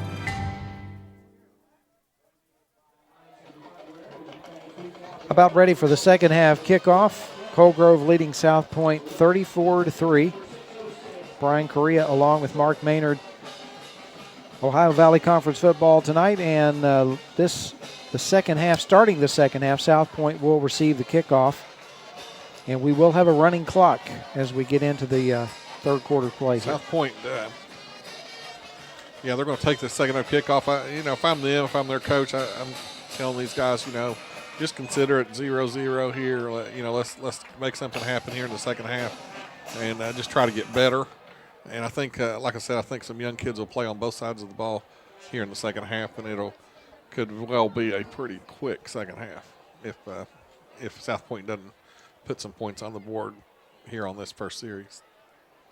And you get into a kind of an awkward position if you're Coach Dave Lucas. You don't want to get carried away and then be accused of running up the score, even though your guys are you want them to still play hard, but at the same time you don't want to get anybody injured. And you want to keep some momentum going into the final game of the season and into the playoffs even. Well, typically, in third, 4-3 is not like a terrible score, but I think typically in a game like this, you would let them play at least that first series of the second half, and then bring some of the young ones in. But with the running clock, that puts a little bit more pressure on you, because the time's going to get away from you pretty quickly. So, not a real fun situation, really. He's not going to run it up on anybody. He doesn't do that. So that's not who he is at all. But like you say, you still want whoever's in there. You want them to play hard and try to get the first downs, try to move the chains, put it in the end zone. That's the name of the game. So I don't think South Point wants any pity either. So we're back about set for second half action and getting ready for the kickoff. Jonathan Joseph going to tee it up here for Coal Grove. And kind of funny, they're looking for a football. Kind of need that, don't you? I think that would help a little bit. Everybody's looking around. Where's the ball?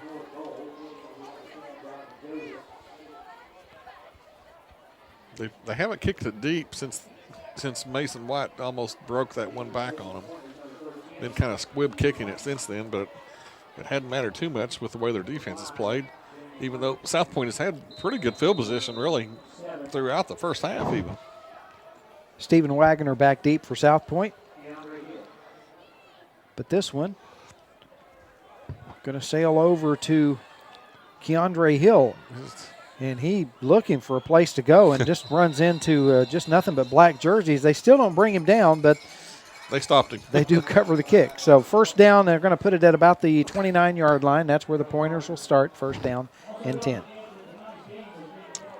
And like you say, the clock is running, and let's see what South Point can do here.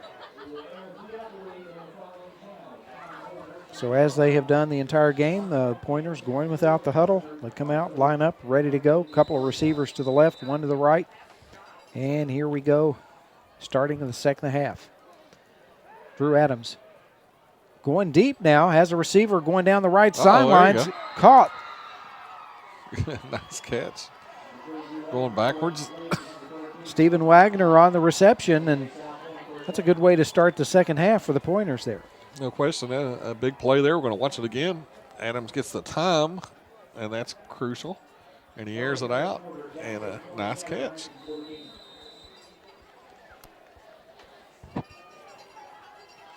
First down at the Coal Grove 32.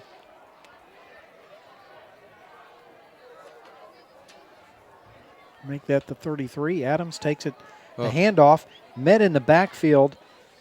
It's White. White, and he just has had no running room. It was actually it was Leonard. Devon Leonard on the carry. Nobody's had any running room for bounced around 3 or 4 Coal Grove defenders, and just everywhere he turned, there was another one standing there. So 4-yard loss.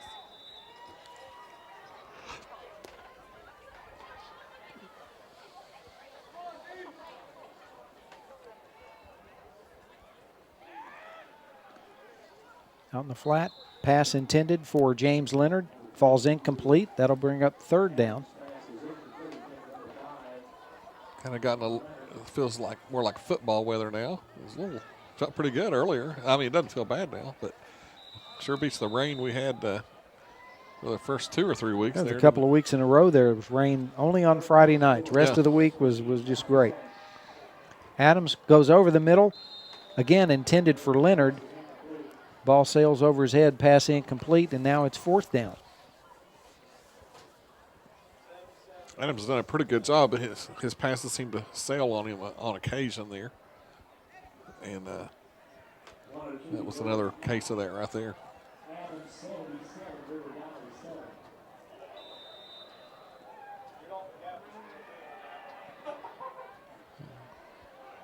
Adams now scrambling and keeps it. Going for the first down marker. I don't know if he's going to get there. Didn't quite make it, I don't think. Gets up limping as he's knocked out of bounds, but he's going to be, looks like, short of the first down by about a yard or two. He is. He's hurting a little bit there, and he's come out of the game. So the Coal Grove defense. Looks like he sprained his ankle or has a Charlie horse or something. I don't know. Coal Grove defense holds there. They take over first down now at their own 24-yard line. Let's see. It looks like they're here. We're going to see the replay on that again on the scramble. He's looking. He's really trying hard to get to that first down marker. He was pretty close, a couple of yards away, I think, and he gets up a little bit gimpy.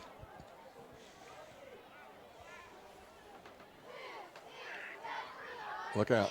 Hand off to Gunther, and carrying 3 or 4 South Point defenders with him. Finally brought down as he gets across the 35 to the 38. 14-yard pickup. Another double-figure run for him.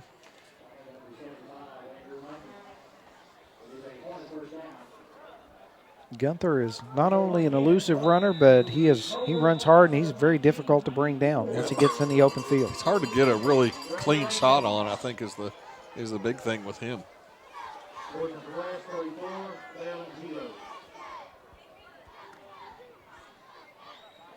Handoff off left tackle there. Uh-oh, got a flag.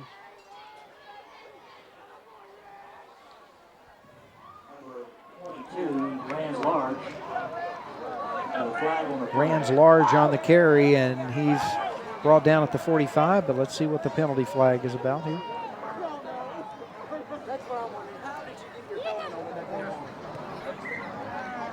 Halftime score, Chesapeake 27, Rockville 6.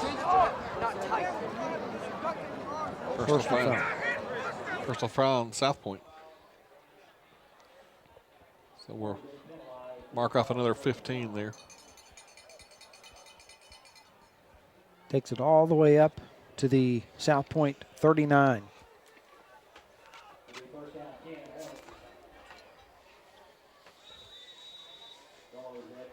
Clock running, 6:34 to play, third quarter.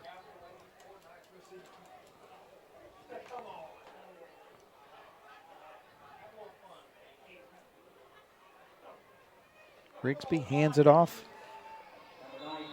Daniel Rutherford on the carry. He'll end up with a couple of yards on that one, up to the 37. Seen a couple new faces coming in there. We're already halfway through the third quarter.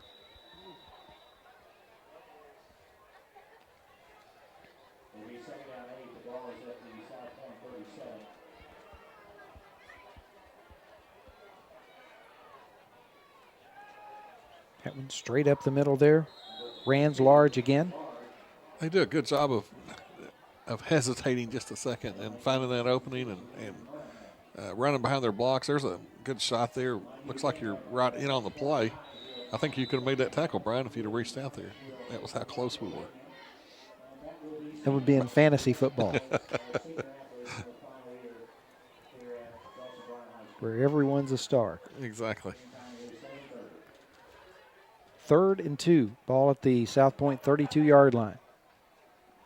Handoff, right tackle.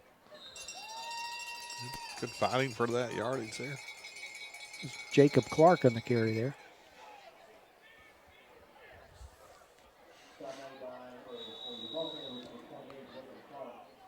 And enough for a first down for Colgrove. The Hornets continue to move the football. Very effective rushing game as we have under 5 minutes to play in the quarter here, in the third quarter.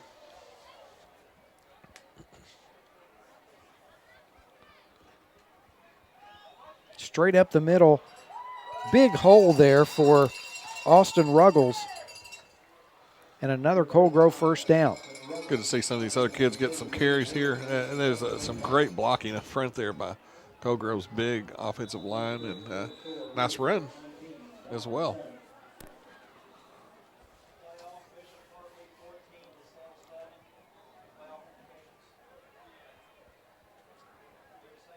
So another Hornet first down at the 19-yard line.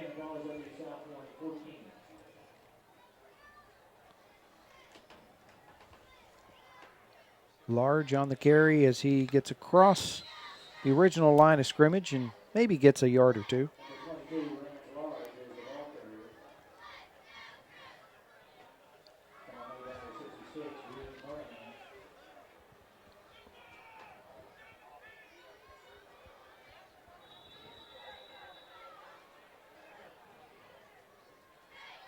Colgrove with just some simple, straightforward power running into the middle of that line, and that offensive line just doing a great job of clearing out holes for those running backs. Yeah.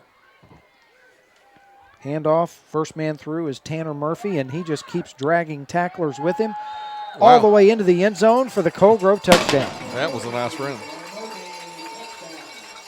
They just could not bring him down, and he gets in for the touchdown, and that takes the lead out to 40-3. 3:09 left on the clock now.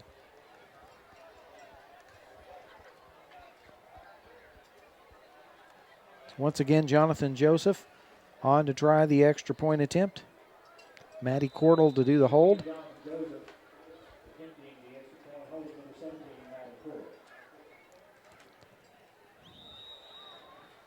Joseph has been pretty effective on those extra points, and it's good. It's 41-3 now, Colgrove.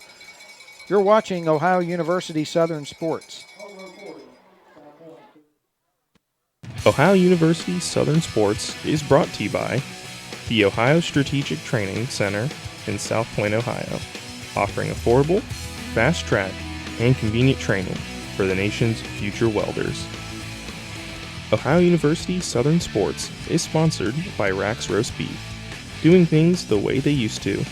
Same portions, same sizes since 1968. Rack's Roast Beef, located in Ironton, Ohio. Ohio University Southern Sports is brought to you by Our Lady of Bellefonte Hospital. Good help to those in need. Visit Our Lady of Bellefonte Hospital online at olbh.com. Ohio University Southern Sports is brought to you by the Ironton Tribune, Lawrence County's hometown newspaper for over 100 years. Your life, your community, your newspaper. 41-3, Coal Grove in the lead with 3:06 to play here in the third quarter. And kickoff taken by Keandre Hill for the second straight time, and he comes charging up the right sideline. Good run back all the way out across the 45. I tell you, Murphy's run wasn't the longest run of the night, but man, what a run, huh? That's the way to get it in the end zone. He was carrying him. Almost like about every South Point tackler had a shot at him and hit him. Looked like he was going through the gauntlet there or something. But that was a great run. So South Point has it first down at their own 45. 2:27 to go third quarter. Drew Adams looking for his receiver. Caught in Coal Grove territory. Good enough for a first down.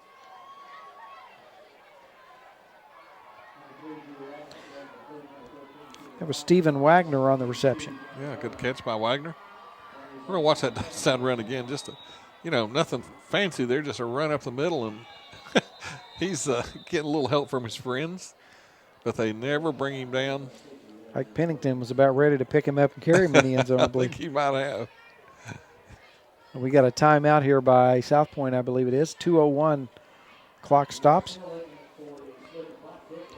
You can find out about how you can earn a Bachelor of Science degree in Health Services Administration at Ohio University Southern. Simply go to ohio.edu/Southern and find out about the career options available with a degree in Health Services Administration. Once again, you can go to ohio.edu/Southern, or you can call the number there on your screen and look at the contact information there and find out what that degree can do for you and how it can fit in with your career plans. Also want to remind you that weeknights at 7 o'clock you can watch Horizons on OKTV Channel 25. Upcoming guests include Susan Hunt, Director of Community Hospice.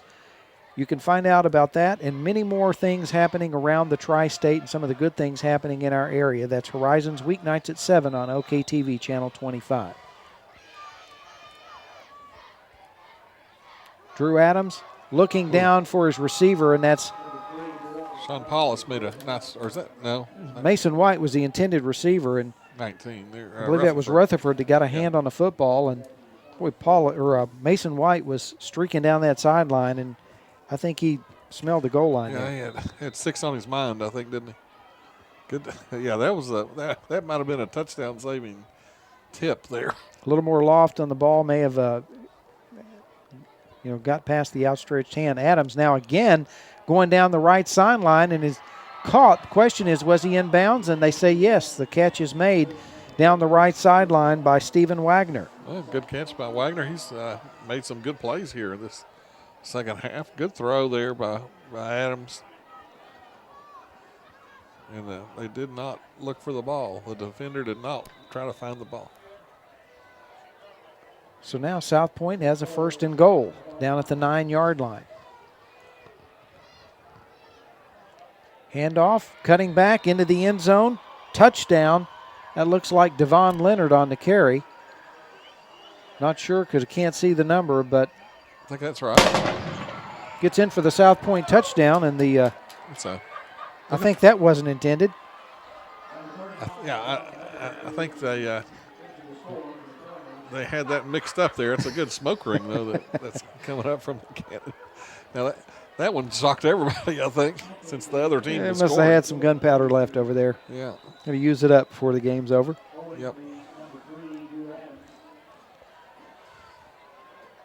The Pointers get on the scoreboard, and the extra point attempt it's got that. up, and it's good. Jordan Overstreet connects on the extra point. 50 seconds left in the third quarter, and it's Colgrove leading at 41-10.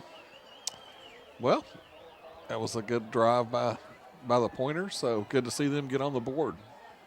Couple nice pass plays there, and a good run there at the end by Leonard to put 6 on for South Point.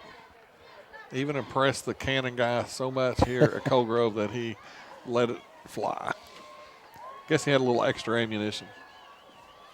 There's a lot of good football played across the state of Ohio, and one of the ways to keep up with what's happening, well, let's take a look here at the emdegree.com site. You can look here. There's our production truck. Production tonight's game being brought to you by Ohio University Southern, the electronic media department, the production truck, where all the technical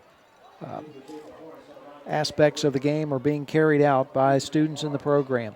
I was going to say, around the state of Ohio, you can find a lot of good football, and the best way to keep up with it is Gridiron Glory on Fridays, actually airing on the weekends on OKTV, and you can catch up on all of the highlights and find out how all of the local high school teams, as well as teams across the state, have done. Gridiron Glory, a production of media department at Ohio University. Great program.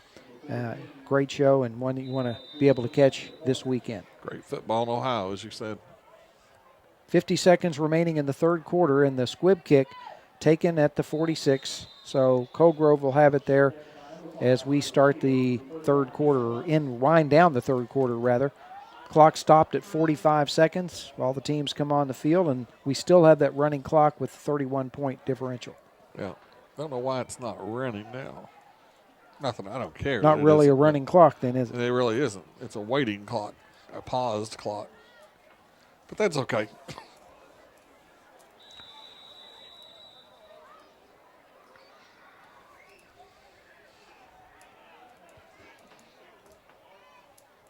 Now it's running, Brian. So now it's a running clock. Yes. Somebody came up with that. Yeah, I don't know. Probably a committee somewhere. So all sat down and argued over it for weeks.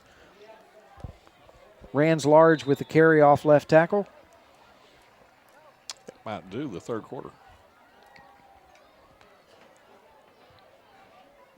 And I do believe it will, as they gather back in the huddle, and we head under 10 seconds.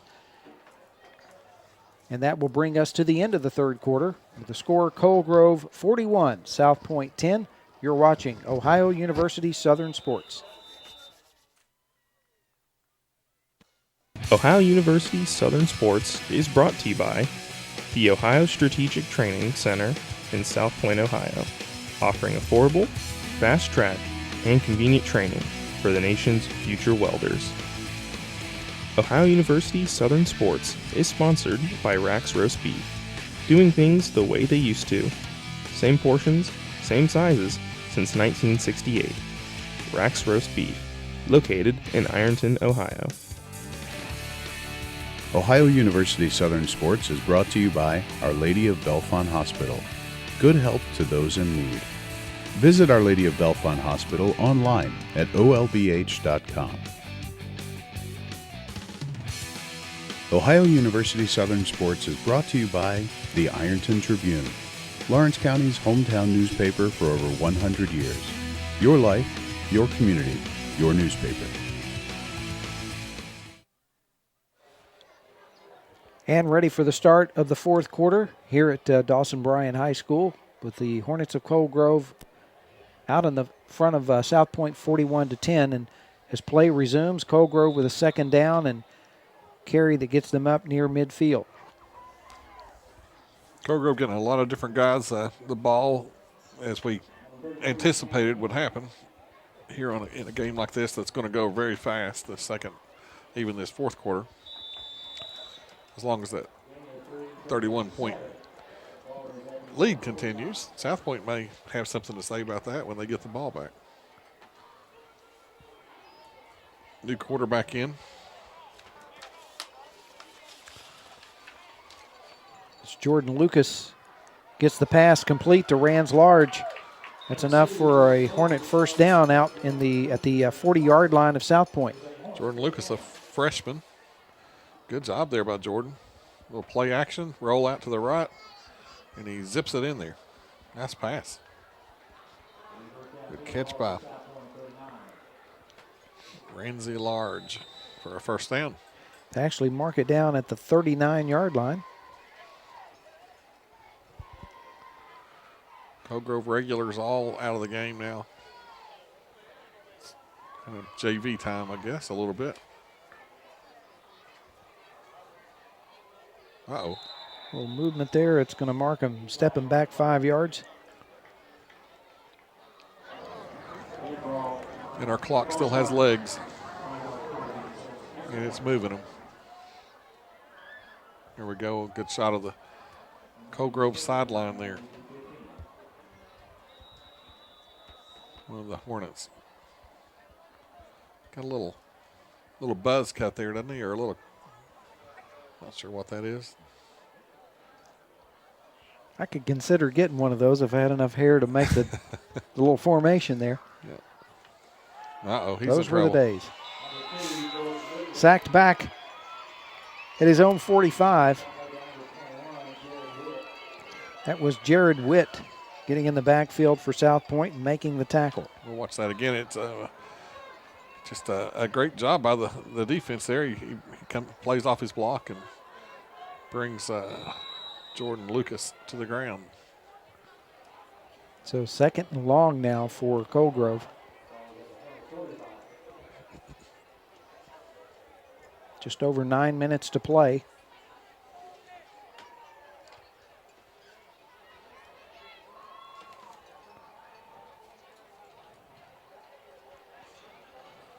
Lucas now dropping back, tries to avoid the rush and not going to be able to do it as the pocket collapses on him back around the 40-yard line.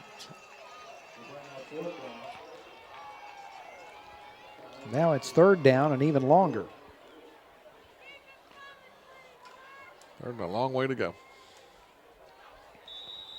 Really long way to go. They have to get to the South Point 30. So it's third and 39. Third and almost half the football field. Lucas backpedaling, passing the flat to Large and can't hold on to it. So fourth down now for the Hornets. And we're going to see the punting team coming on. Probably the regular guys there, I'd say. Get a little punting practice in. Keandre Hill going back deep for South Point. And it looks like Jonathan Joseph back to punt for Cold Grove. Actually, that was Joe Akers back to punt.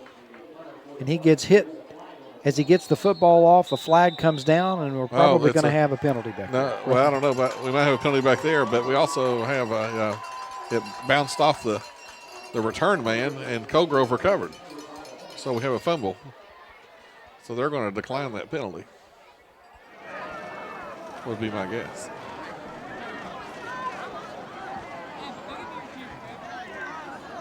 Penalty is running the kicker. Running into the kicker. Yeah.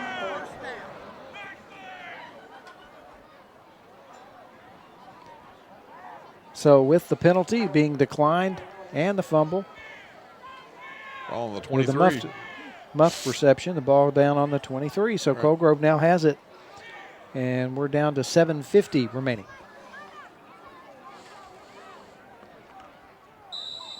We're going to watch that return and see if it hit him. Hard to it looks like it didn't unless it clipped his leg there. But I don't know. Anyway, back to live action there. Carry Tanner Henry. He gets inside, gets to about the 15, 14-yard line. Right at the 15, looks like. So I don't know if that ball hit him or not. That was pretty close. Good camera work, guys, on that. That brings up a 2nd and 2. We actually have another quarterback in there now, Brian. Matty Cordell. Matty Cordell. He's been the holder on those extra point attempts all night long. Well, we know he's got some good hands. And that's going to be a first down for Cole Grove. And that'll take it down close to the 10, so that'll make it 1st and goal.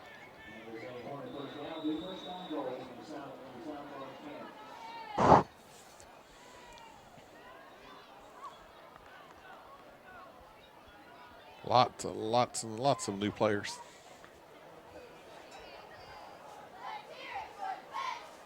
So Matty Cordell behind the center. Takes the snap. Handoff. They just pile up in the middle of the line there. Wasn't sure if that was Tanner Henry on the carry there. I think it was. Going to get a few yards on that. Looks like up to the 7-yard line.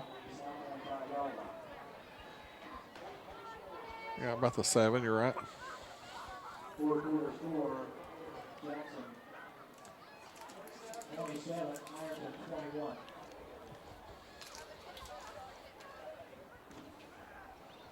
Handoff to Range Large. And he's going to get back only to about the line of scrimmage.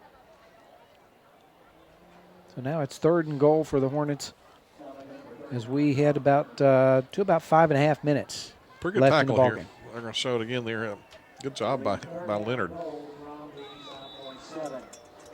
Pretty good football player right there.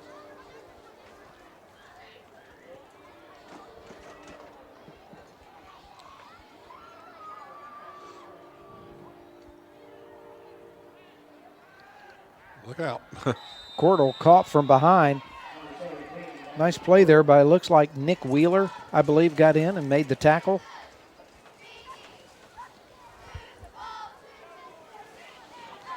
So it's 4th down now. 4th and goal, I guess. So we got a whole new crew coming in here. Let's see what Cole Grove's got in mind here for 4th down. They're going to maybe kick or, yeah. Yeah, Jonathan Joseph will attempt a field goal here, and it looks like, see where they set up here, around the 23 maybe. That'll make it about a 33-yard attempt. That's a good idea. Get some practice in on that. Cordell to hold. Good snap, kick up, got the distance. 33-yard field goal by Jonathan Joseph. Very good kick. 4:12 remaining, and it's now 44-10 Cole Grove. That's a very good kick. Good hold. And, you know, you never know when they may need a field goal in the playoffs. And we got a short break, and you're watching Ohio University Southern Sports. Ohio University Southern Sports is brought to you by the Ohio Strategic Training Center in South Point, Ohio, offering affordable, fast-track, and convenient training for the nation's future welders.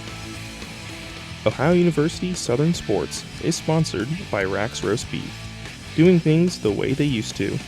Same portions, same sizes since 1968. Rax Roast Beef, located in Ironton, Ohio. Ohio University Southern Sports is sponsored by Citizens Deposit Bank, your financial cornerstone.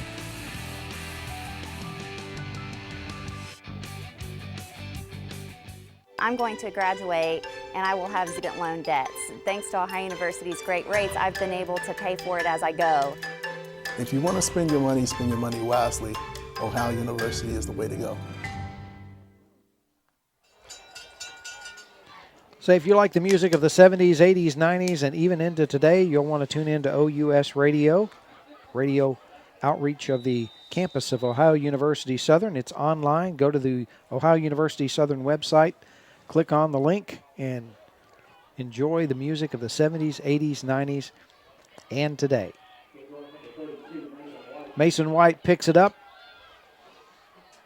Again, still on his feet before he's finally brought down as he gets close to midfield. Good run back there by Mason White. Absolutely. Get him in the open field. He can make it happen. He just hadn't had a whole lot of blocking tonight. So clock continuing to run. We have 3:43 remaining, and again, this one is pretty much in the books other than the final score. Yeah.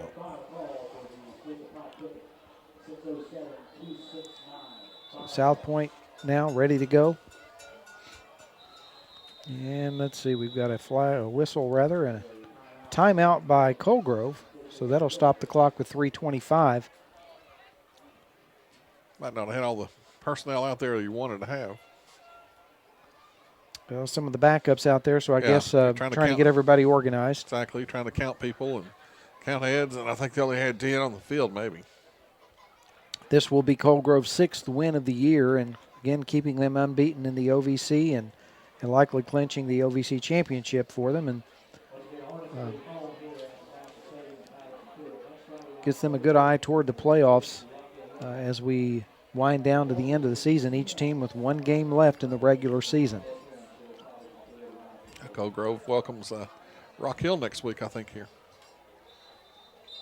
Always a big rivalry here between those two teams. I think Colgrove sure looks stronger at this point, but I guess you never know. Tell you that's why you play the game. Team's back on the field now. First down, 49-yard line, clock now running.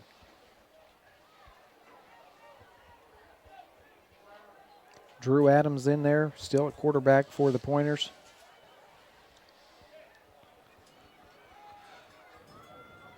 Lofts it up downfield, going to overthrow his receiver.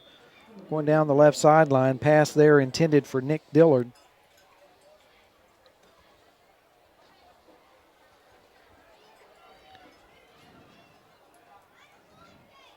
Good coverage on the play there by the Colgrove defender. I believe that was Jake Myers. Once again, caught. Mason White. Look out. Cutting back upfield. Got a full head of steam now, and he's going to outrun the defenders. And Mason White going to get into the end zone for the South Point touchdown with 2:29 left in the game. That's going to stop our running clock. But only 2:29 left. Good job by Mason White. Found some open field finally and gets it into the end zone. Of course, that's Colgrove's 2s and 3s out there right now, but that's good. That's all right. Jordan Overstreet on to attempt the extra point. Drew Adams will hold.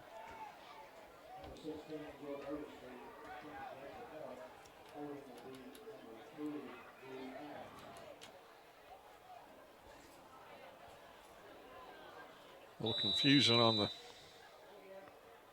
So penalty flag finally comes down. Game, I'm sure.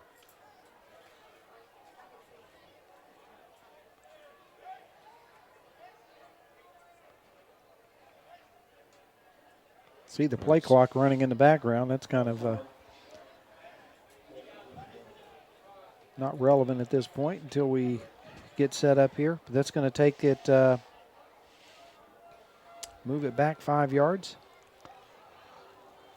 So now Overstreet will be kicking from the 18-yard line. So we saw him kick a long field goal, that's for sure. High snap, but good job getting that snap down by Adams, and it's through the uprights. 2:29 remaining now, and it's 44-17. So Mason White finds the end zone for the Pointers, and we will see what Colgrove can do with the ball on what could be the last series.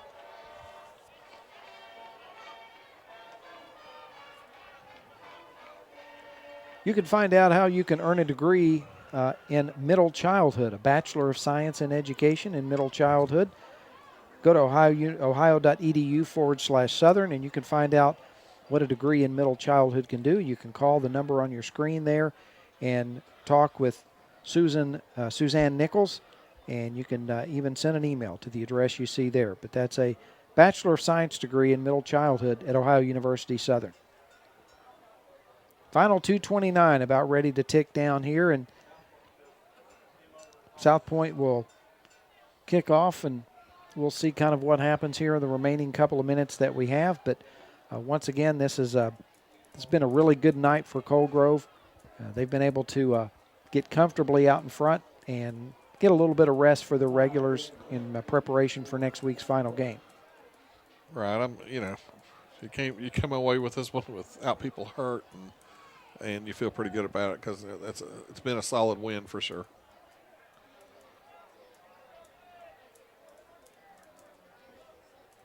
I'm sure South Point plays the what-ifing game all the time.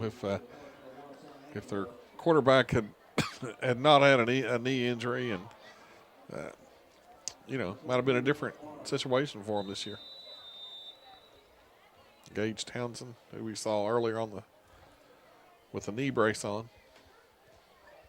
James Leonard kicking it off. Oh, good catch down there. Running straight ahead. Rans Large brings it back, has his helmet knocked off. I've never seen helmets come off as much as I have tonight. I think that's 3 or 4 times that they must not have very good chin straps over here or something, or they don't buckle them. I don't know. He's trying to get some TV time is what it is. Working, too.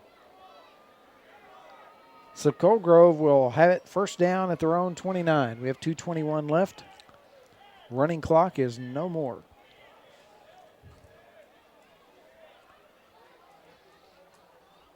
Our director and Don Moore used to have hair that way. I think it was back in the 30s or 40s. Yeah. Back in those I would days. say that's about right.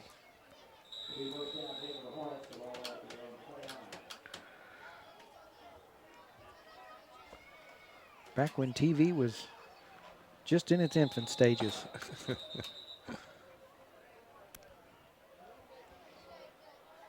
Look at that flowing hair. You know, you'd have to be a little bit nervous about if you had the dreadlocks. Oh, yeah. Like some of these players do. That's That's just another way to tackle. Yeah. I saw one of them. One guy had actually had them pulled off. Well, which could have been pretty painful, I would think.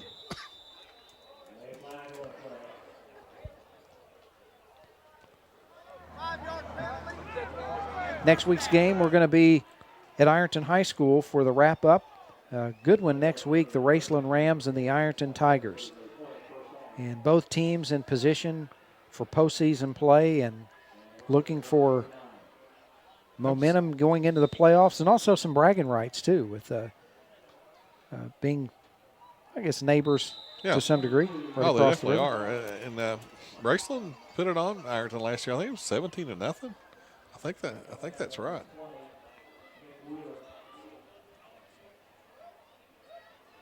Ironton's had a really good season. They lost that first game against Wheelersburg, but they reeled off some wins, and they're playing the Jackson Iron Men tough tonight. It's 27-21 at last count.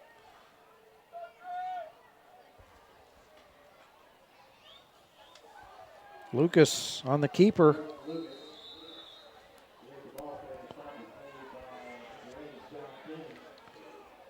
Hornets have kept it on the ground here, and 1 minute to play, and it's a third down for Cold Grove.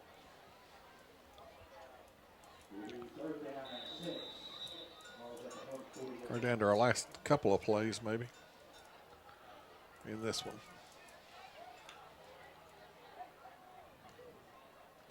Lucas puts it up in the air, has a receiver out there and intended for Sam Angelo, and just a little bit overthrown and falls incomplete. Clock will stop there at 38.9. Interesting call. I like it.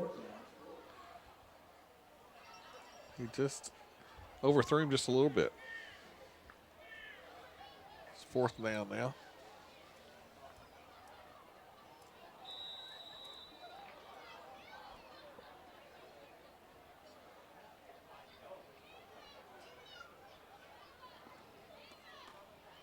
Hands off to Large as he comes off left tackle, and I believe you made it. Yeah, going to be, looks like maybe a half-yard short. South Point's going to take over, it looks like. So clock stops, 32.7. South Point will have it first down.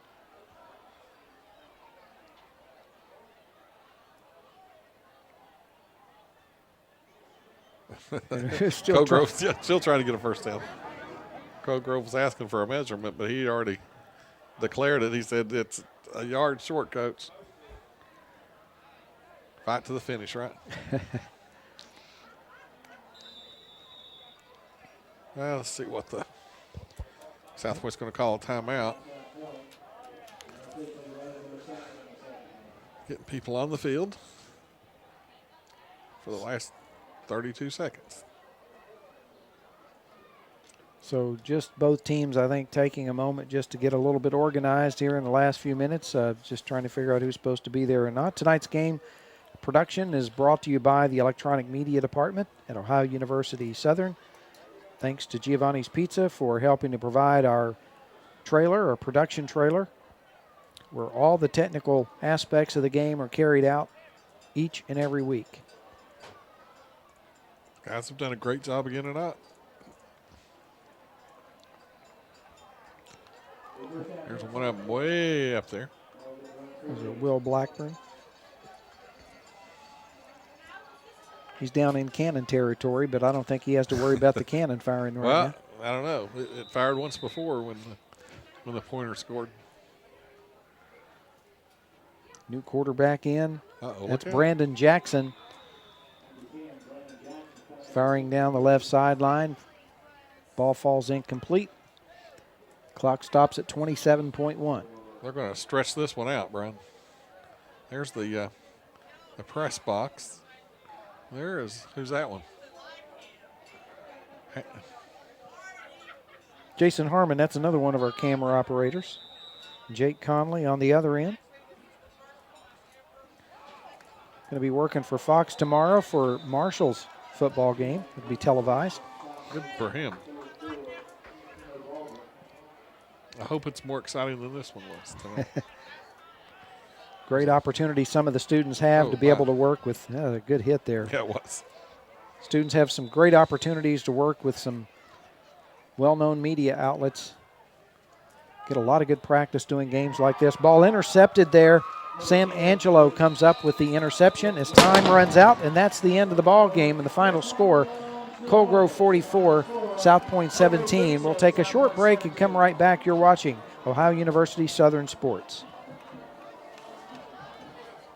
Ohio University Southern Sports is brought to you by the Ohio Strategic Training Center in South Point, Ohio, offering affordable, fast-track, and convenient training for the nation's future welders.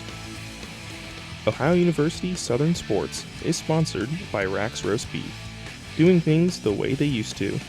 Same portions, same sizes since 1968. Rax Roast Beef, located in Ironton, Ohio. Ohio University Southern Sports is brought to you by Our Lady of Bellefonte Hospital. Good help to those in need. Visit Our Lady of Bellefonte Hospital online at olbh.com. Ohio University Southern Sports is brought to you by the Ironton Tribune, Lawrence County's hometown newspaper for over 100 years. Your life, your community, your newspaper. Back at Dawson Bryan High School, impressive performance tonight by the Hornets of Colgrove as they win their third consecutive game, but they go 3-0 in the OVC and 6-3 overall. South Point drops to 2-7 overall. And Mark, once again, this is going to be a good momentum builder for Colgrove as they head down toward the end of the season and hopefully toward a spot in the playoffs here. Yeah, no surprises here. They dominated the game in the first half. That's when they won it, of course. They were ahead 34-3 at halftime. Gunther had, I think, 152 yards or so at the half, and really kind of set the tone for them. And they were the better team, no question.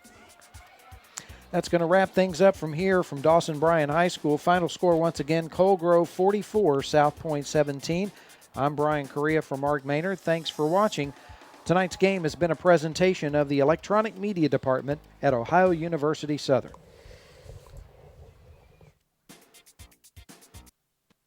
Ohio University Southern Sports is brought to you by the Ohio Strategic Training Center in South Point, Ohio, offering affordable, fast-track, and convenient training for the nation's future welders. Ohio University Southern Sports is sponsored by Rack's Roast Beef, doing things the way they used to. Same portions, same sizes since 1968. Rack's Roast Beef, located in Ironton, Ohio. Ohio University Southern Sports is sponsored by Citizens Deposit Bank, your financial cornerstone.